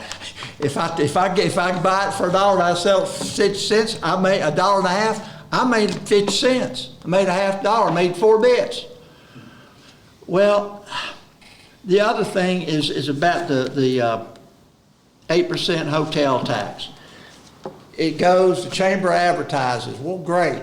What about I think I've been told there's something like 400 different short-term rental places in the county. Well, they get advertised. McLemore gets a free ad. What about those people? It's Walker County. Well, Walker County, they just spent, say they had $1,600 that they paid last month. You know, McLemore's paying $500,000. Well, they're paying you're getting a lot more taxes from that. But those people, they cannot expect to receive the same coverage of advertisement or promotion that McLemore does. And you're subsidizing a private corporation, a LLC. It's not right. And I'm on the same page as y'all on it. If you promise 3% and it's the only written copy and you have no documents to prove that you had this agreement, go fly a kite is what I would tell somebody when I have an agreement. I've learned enough. I've got a few people. I've got a neighbor. I could shake hands. It was a done deal. But most people I've learned, I want a contract. I've been involved in a stock agreement that I had to take a beating because some Philadelphia lawyer changed the program is not what the intent of the document was. And he twisted the words. And that can happen. Thank you. Thank you. Yes, sir. Rusty Hayes, you talking about when y'all first got together and talked, they told you if you said anything they were gonna walk away. I know for a fact that McLemore Group has toured Mount Cove Farm 3 times. What's going on there? They've gone down there and have looked at it. They were looking at McLemore Farms before they ever did the mountain deal. That was the first thing they looked at back probably 12 years ago. But so there's nothing going on. They're working hard to get a golf course open and get that project successful. So there's no deals taking place, or there's no no discussion deal of them buying the property or nothing? There's Not that I'm aware of. There's no pending agreement for McLemore Cove. Yeah, okay, well, that's all I'm concerned with. Thank you. Yes, sir.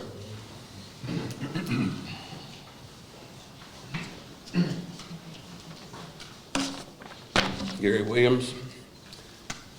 Under the project agreement fund agreement, this funding agreement, very first page I believe it is, section 4, it says this funding agreement is intended to work in conjunction with and further manifest the intention of the parties as reflected in paragraph 3.5 of the MOU. It'd be nice to see that 3.5. That statement there to me seems to imply that this is a new agreement. That statement seems like it's a new agreement. Chairman, if you don't mind, I think I could add a few things that might explain to a few folks a couple of the issues that I've heard questions about. And let me tell you, don't feel bad. Hotel motel tax is a complicated issue. I don't want you to feel like, gosh, it's something that it took me a while to pick it up too. But a couple of things that I've been listening to that I think I might be able to offer a little clarification on. One question that seems to be repeated is centered around the allocation of this 8 cents. And that 3 cents, it says, is for unrestricted purposes, goes to the general fund. So I think that there might be some confusion. Well, where's that 3%? When it is unrestricted, it means that the county, the governing board, can make a decision as to where that money goes. It can go into the general fund. It's also legal for the county to use that money in any way that's legally permissible. And I know that could be confusing to folks. And so I wanted just to mention that. Another thing that I wanted to mention was the memorandum of understanding. And it's referenced in these agreements. And I think Mr. Williams had mentioned, and I think Mr. Halsey may have mentioned, hey, you know, where's the memorandum of understanding? And I get it. You sort of got to have, if I'm sitting in your spot, okay, to put the pieces together, you would want to see what the memorandum of understanding says, because that is what this is related back to. Now, I hope that I'm misinterpreting this, but I don't think that there's any intent on the part of this board to not provide you with the MOU. Was it provided? It wasn't as part of the package. The package is pretty lengthy tonight. It had all of this stuff. It had, you know, but I also know that nobody has contacted me. I'm not aware if anybody contacted Joe McGee and said, hey, give us a copy of this MOU. And I know the Halseys are very knowledgeable about open records requests. We get several from them, but there has been no request. I'm not trying to shift something. I'm trying to clarify that there's nothing that they're trying to hide here. I can provide you with a copy of the MOU tomorrow. I didn't, I guess in my thinking, because I've looked at these documents before, and you haven't had the opportunity to do that, I get it. That would lead to, I think, maybe some concern if everything is up and up. But I will tell you that not only myself have reviewed the documents, but Ken Gerard, who is our secondary counsel, who is also very knowledgeable. Quite frankly, he's been around longer than I have in terms of county law. But we'll be happy to provide you with a copy of the MOU. I think I get your point. Well, I leave this, what I may be mistaken, but somebody somewhere in the county sent me a copy of it.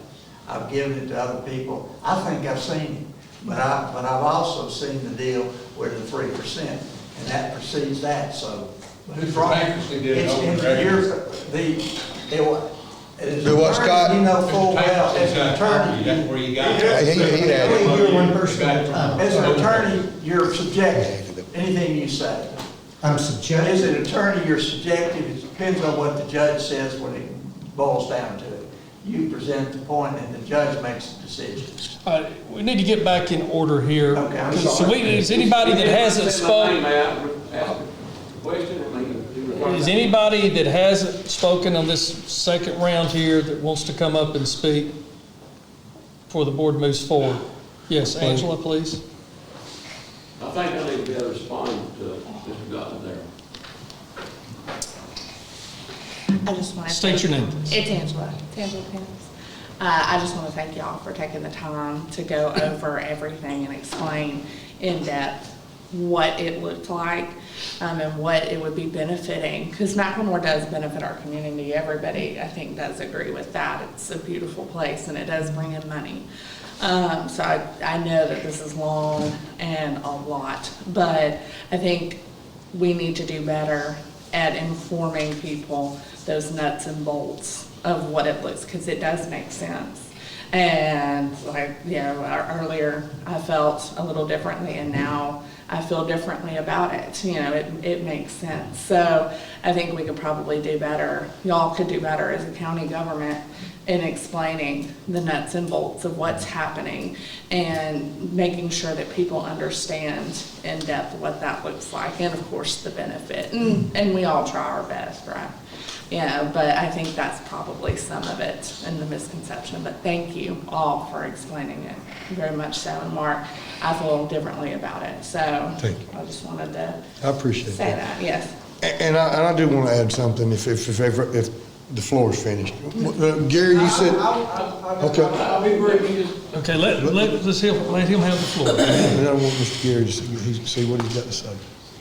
I'm gonna give him the floor. It's almost 10 o'clock, so I'll be brief. And I see some of the positive benefits. Okay, I do understand, you know, return on investment's a very important thing, okay? But I still think we need to look back at the terms. I think 30 years is a long time. I don't think the original MOU specified a term for how long those funds would be allocated, the percentages. And it appears to me that the MOU that was brought up here said that the terms were 3%. Mark, you made a big deal about honoring your agreement. And it appears to me that the agreement was 3% would go back into the general fund. And so if we're going to honor our agreement, we have a document that says it's 3%, but we have a meeting that you participated in and just hearsay on the part of the other parties as to what the agreement was. And if the term was never specified that it was going to be 30 years, then it doesn't, you're not going back on your word or anyone else's word. I can't be bound by an agreement that Ned makes with Mr. Blakemore. You're not bound by an agreement that Mr. Whitfield made with them. As a board, as a commissioner, as a board of commissioners, as a representative of the county, it doesn't change because the name changes. The agreement that was made by Walker County government. Now, and I'm not arguing that fact, but what I did want to state is that that's the whole reason for the last 3.5 months that secondary council has been in hard conversation with the bond attorneys, like I mentioned earlier. Secondary counsel wasn't comfortable with the document, and he had to dig into it and make sure. And it took them quite a while until they could find, until the intent was clear. And that is the report that we have gotten back, is that it's very clear after investigating, not a 1 minute meeting with a few opinions, but their attorney and our attorney. What documents was he relying on? I can't. You said he's reviewed the documents, so where are those documents that he relied on? He has that. I can't tell you what all he's looked at. Why don't we have them? Why would we bring it? Why would we even think that we would bring the documents from the attorney of an opinion for the board? The document that he relied on to form his opinion. Oh, he started it with the original, with that MOU. It says 3%. I can't tell you that, right? I mean, like I said, is there a term specified? Was there a term agreed upon? Was this 30 years? The term that was agreed upon was 30 years. They were asking for 40 originally. And where is that documentation? Right. Well, we had several draft documents back and forth that went from the 40 years to the 30 years. And so in the translation and the finalizing of those documents, that got omitted because there wasn't a term put in. And so that's where they went back and did the research and looked at all of the information that they were able to provide from the other legal counsel to pull all that together where he could validate. Am I correct in saying that we don't have those documents to review? They're not available? It's sort of like the MOU between the previous commissioner and the Rossville Athletic Association. They just don't exist. I don't know what all documents the Secretary of Council received from the other party. I don't know. That's what I say. As far as once I handed that packet off and said, we need to understand this. And that's when they went to work with the bond attorneys that were involved then and the other parties and started digging. And I don't have the stack of packet or I don't have that. So one final question. Did the MOU say 3% would come back to the general fund? I can't tell you that. Thank you. I don't believe it did. It's been a I don't believe so, but I can't tell you that.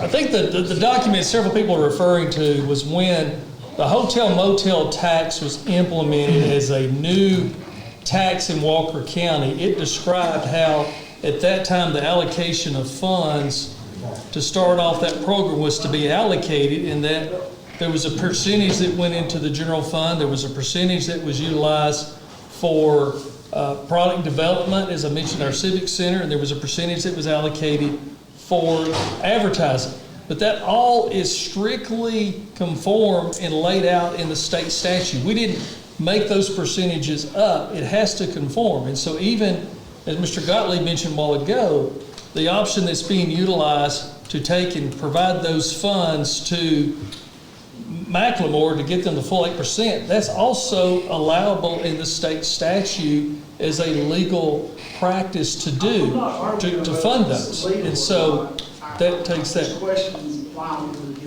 Is there anyone else that hasn't spoke that wants to speak? Yes, sir. Come on up, please. I just wanted to answer David. No, he's going to have the floor. We got to keep moving. Hi, Roy Hambrick. As a person who is not privy to any of this information, just here, found out about all this today, as a matter of fact.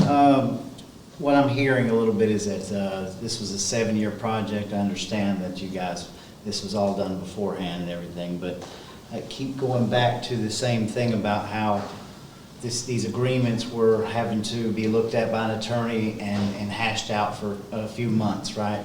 In order to understand the concept and agreement. So as you know, people are in this audience, obviously it's hard for some of us to wrap our minds around it when, you know, you might have had a couple months, right? My question is how long has the information been available to the public to view everything? I mean, has it been 6 days? I heard the term 6 days. Yeah, it was put on the agenda, just like we do all of our agendas. They were released to the public before close of business on Friday. We've been doing it that way ever since this board's been in place. And so that's when that information went out to the public. To my understanding, as Mr. Gottlieb mentioned, I wish Joe LeGee was here because all of those open records requests go into him. I have no knowledge that since Friday that anybody's had any open records requests on this topic. So had we to fast track them. I have had, I know some of the other commissioners have heard and talked to some of y'all.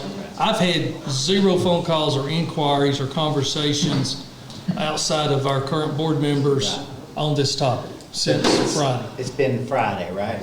So I'm just looking at it from this perspective, like there's a lot of confusion about this. Perhaps maybe we should take a little step back and so people can actually look at the MOUs and be a little more, understand this all, because obviously it seems to me just sitting here tonight, not knowing anything, that there's a lot of confusion over this. And so obviously maybe we need to take a little more time and get to get some of them open records requests so we can dig a little deeper, because I'm still kind of confused. So. I mean, I don't think the information's been out there that long, but. I have the MOU. That's all I want to say. Okay.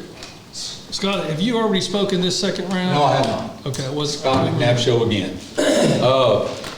So 2 important documents, and just I guess since Joe didn't call you and say, Shannon, we got an open records request. I think this was done last week.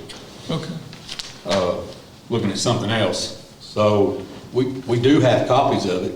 The copy of the resolution that Jay tried to discuss with Mark plainly states, I mean, just plain as day, what it's all about. Then you got the MOU, like he was showing, and it plainly states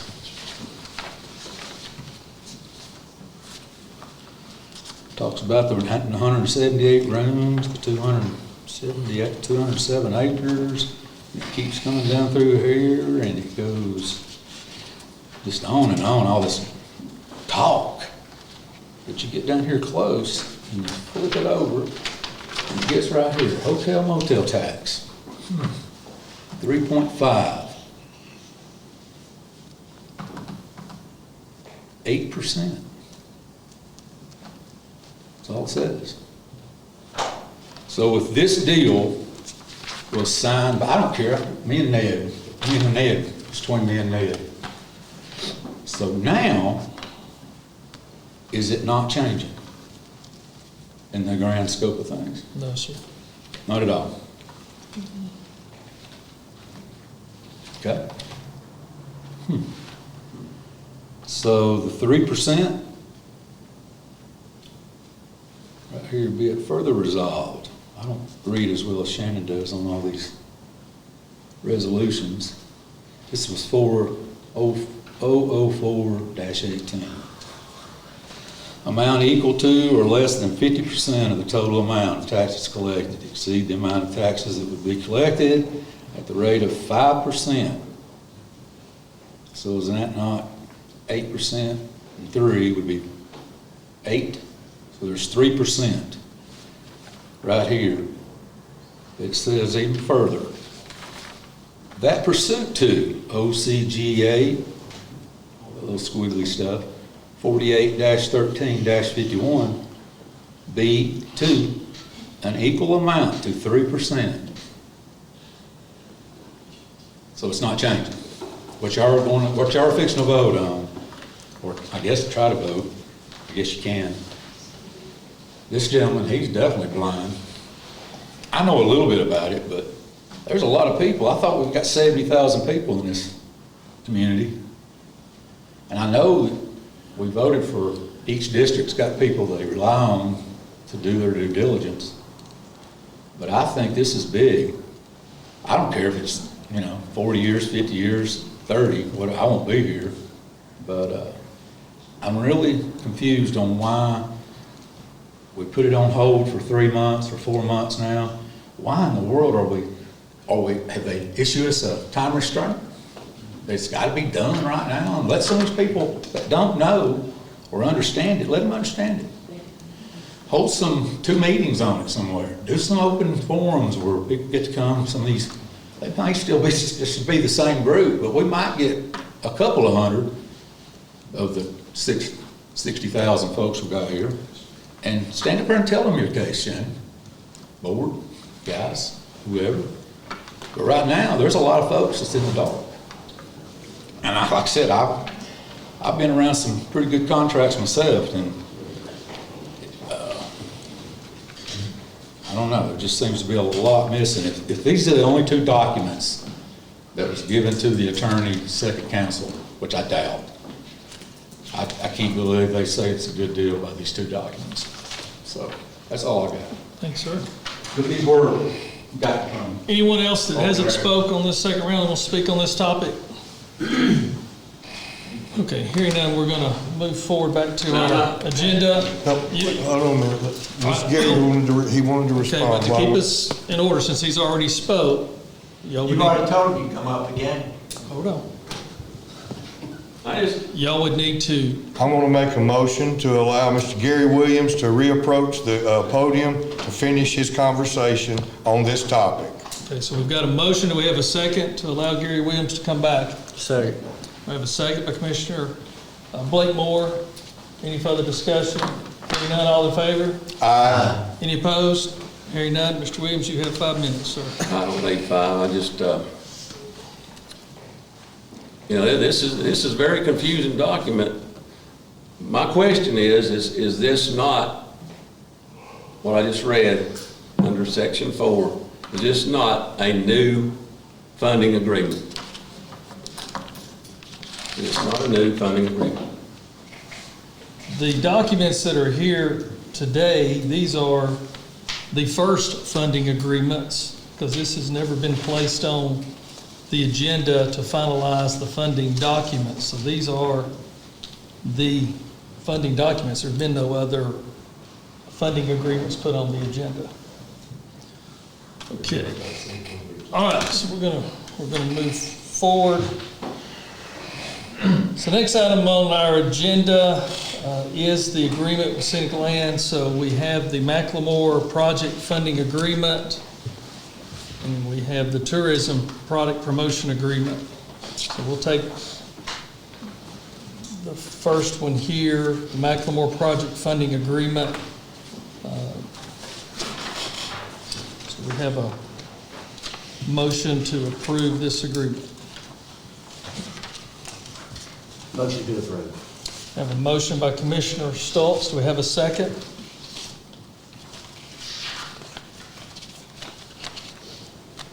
Second. I have a second by Commissioner Hart. Any further discussion of the board? Hearing none, all in favor say aye. Aye. Any opposed?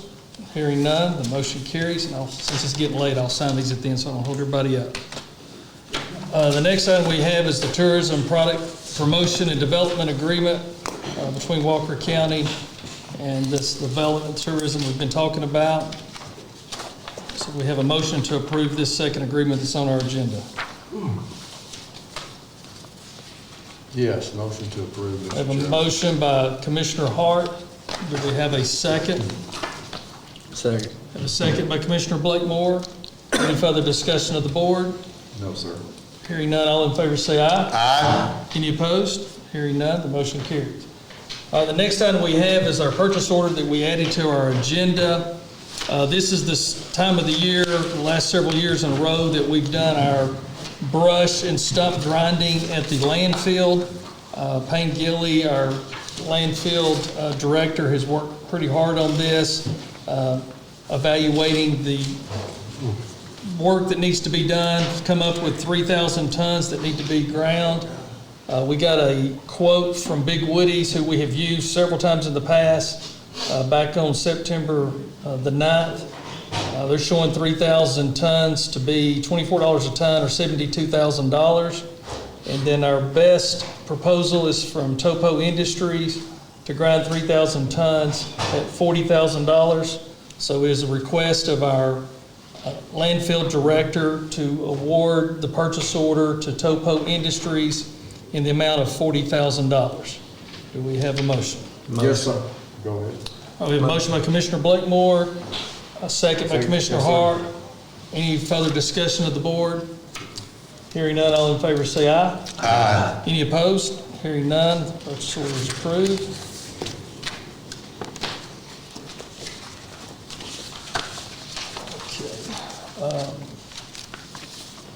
Unless somebody wants us to go through this, I was going to forgo reading of the statistics. I can see that information. It's getting late for everybody, and we'll forego the reading of those statistics as part of the record. This time we have our commissioner comments, and so we'll start with Commissioner Blakemore. Just appreciate everybody coming out. Appreciate all of our hard work from our employees and department heads and first responders. Thank you. Commissioner Askew. Yeah, I'm just a little disappointed that, you know, we try to cover the bases and we try to do things the best of our ability. And we, first that we knew of this, saw of this document was about 3.5 months ago when it was immediately sent. That's the first that I'd seen, and I wanted some clarification. And we sent it to a firm that has got many, many, many years in municipal government law, and was pleasantly surprised when he, after his due diligence, came back and said, you know, it's a good deal. And as where I said before, you know, I get it that different people negotiate in different ways, but this is bringing revenue to the county, period, and there's no ifs, ands, or buts about that. Whatever we've abated to them, that's it. The amount. Sure, we can dispute that all night, but what we can't dispute is it is bringing revenue to help us in Walker County, to help the citizens and to help the infrastructure, to use in whatever the tax dollars that come in go into our general fund to be used in any way, any direction we choose. I'm disappointed that that everybody can't be happy. I hate that. I don't like but we've waited and we've sat back and waited on this to be reviewed, and it's been reviewed by someone who knows much more about it than any or all of us in this room put together. And I'd stake my claim on that. And I personally, that word is good enough. When we send it and it's looked at and it's reviewed and it's hashed around for like I said, not 2 or 3 days. We didn't get an answer back in 2 or 3 days. It was literally, it took months to peel it back and make sure. And the Gerard Davis firm, as well as our primary counsel, wanted to make sure that we were honoring the agreement, the intent of the agreement that was made. And like I said before, and I'll say it again, I'm not in the business of going back on my word, and I'm not going to. And the county's word, when the county sat down, was that was the agreement that they agreed to, that Shannon, Robert, and that they agreed to. We weren't involved, no, we weren't. But we've been put into the position of having to make this decision, okay? Whether it be justly or unjustly, I'm not going to have an opinion on that, but it's been going on for 7 years. And it was time that we get to the bottom and make it, and either make or break it. And I'm glad that we will be receiving the funding that we will be getting. I don't like leaving anything on the table. As a contractor, I used to hate it when I'd give somebody the bill and they'd say, oh, that's not that bad. Because I'd think, gosh, I left money on the table. But I gave them a fair bid and I did the fair job. And I believe that when this agreement was hashed out, that it was everybody that was involved in it, I believe that they felt it was a fair deal. That and as we've said before, if it hadn't happened, we wouldn't be in here talking about 3% of the money and where it's going to go, because it wouldn't be here. That burden would fall right back on the taxpayers when the money runs short. That's where it goes. That's the revenue stream that people depend on. And so, in my opinion, I felt like that. Yeah, I'm a horse trader, and I could have made some better terms. I don't know that, but I do know that, like I said, $1 for $2, I'll take it every day for the county. If I can get $1 back for every dollar, and we didn't give anything, so we're getting $2, $3, $4 for letting them have the one. So I'm sorry, it's just very frustrating. I don't have any problem discussing, going into detail or hearing. We have read every 2 times a month in here. But this board's done their due diligence on this. See, we didn't just come in here, fly off the handle and make a decision. We've taken over 3.5 months to have it reviewed by the people who do understand it and who do know what it means. I don't. And you know, I've been made, make me look like a fool. I don't know some of the answers to some of these questions. I really don't. But I know where to go to find them. And that's what I did, and that's what we did as a board. And so I'm going to hush, man. I'm not going to keep on. But I got a real problem when everybody wants to get really frustrated and mad and slamming doors and getting mad over decisions that, right's right and wrong's wrong.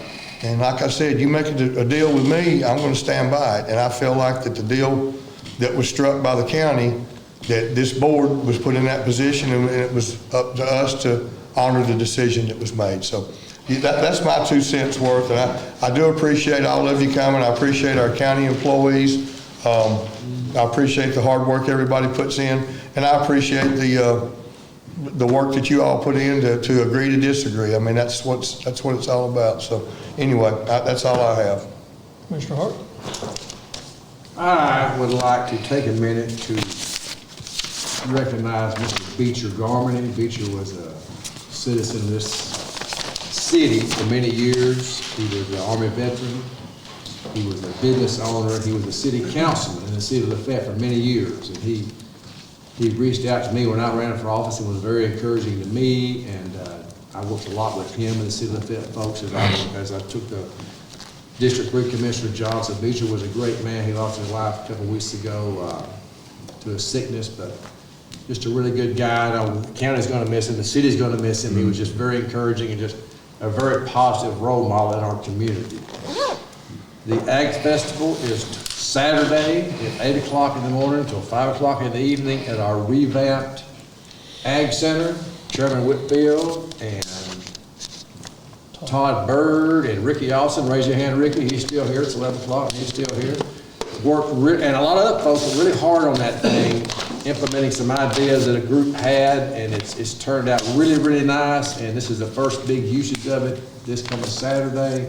So it's rain or shine. I talked to him today. I talked to our county agent today. He said, rain or shine, please come. We're going to have stuff to do there. Karen Bradley, she's here. She's been involved with that before. So it's a great event. It goes on for 8 hours. Go by for 30 minutes if you can, just to see what's going on there. And lastly, I would like to answer the 3 questions Ms. Husley asked us. Answer to question number 1 is no. Answer to question number 2 is no. And the answer to question number 3 is none. Robert? Thank you, sir.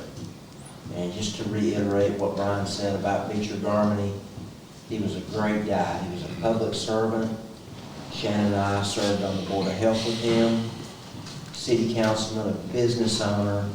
He was a good friend of my dad's, and I knew him since I was a kid. Just a great, great man. And he will certainly be missed. Yes. I want to thank all of our employees for your hard work. Certainly appreciate what you do.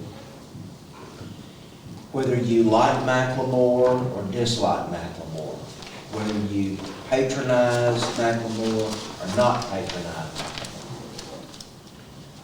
McLemore is going to put money back into the county coffers and relieve some tax burden from the citizens. And at the end of the day, this will probably be a tremendous amount of money, which will certainly alleviate a burden to our property owners. Thank you, and I appreciate everybody staying so late. Mr. Chairman, back to you.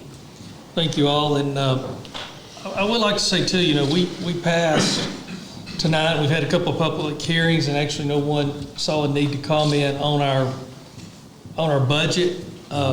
It's very, very complex, probably the biggest budget this county's ever had, but I just want to say publicly I appreciate the board voting unanimously on that budget and y'all's faith and trust in myself and Greg McConnell and the team at the office to pull this together, put a conservative budget together, and also as a team, as was mentioned last week when we voted and approved the complete rollback as required by the state law to show we had, no tax increase on property taxes. And so that's a huge accomplishment in this county and this board to be able to do that. And I just appreciate all the citizens out there as well as their confidence in the team to be able to do this.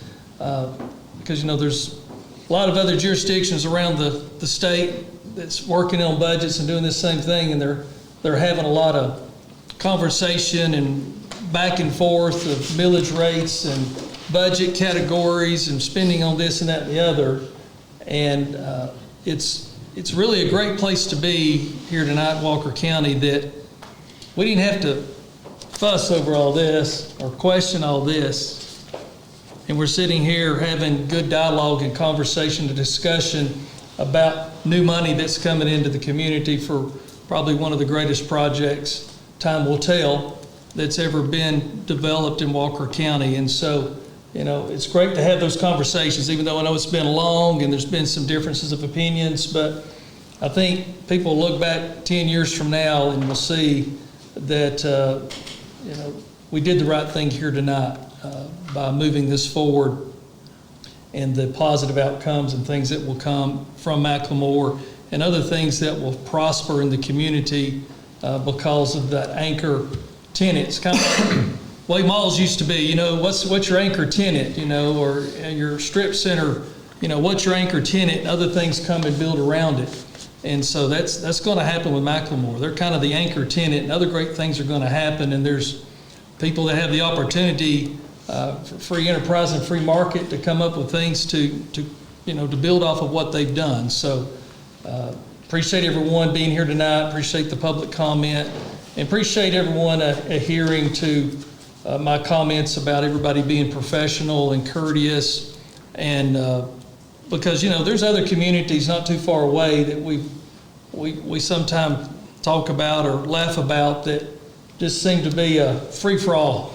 And so we truly, this board wants to see Walker County being recognized as a community that can come into a public meeting and have professional conversation and dialogue and agree to disagree, and we live at the end of the day, we're all still friends, we're all still one community, and we all are after that same goal as I put in my comments. We're all here just to want to see our community be better.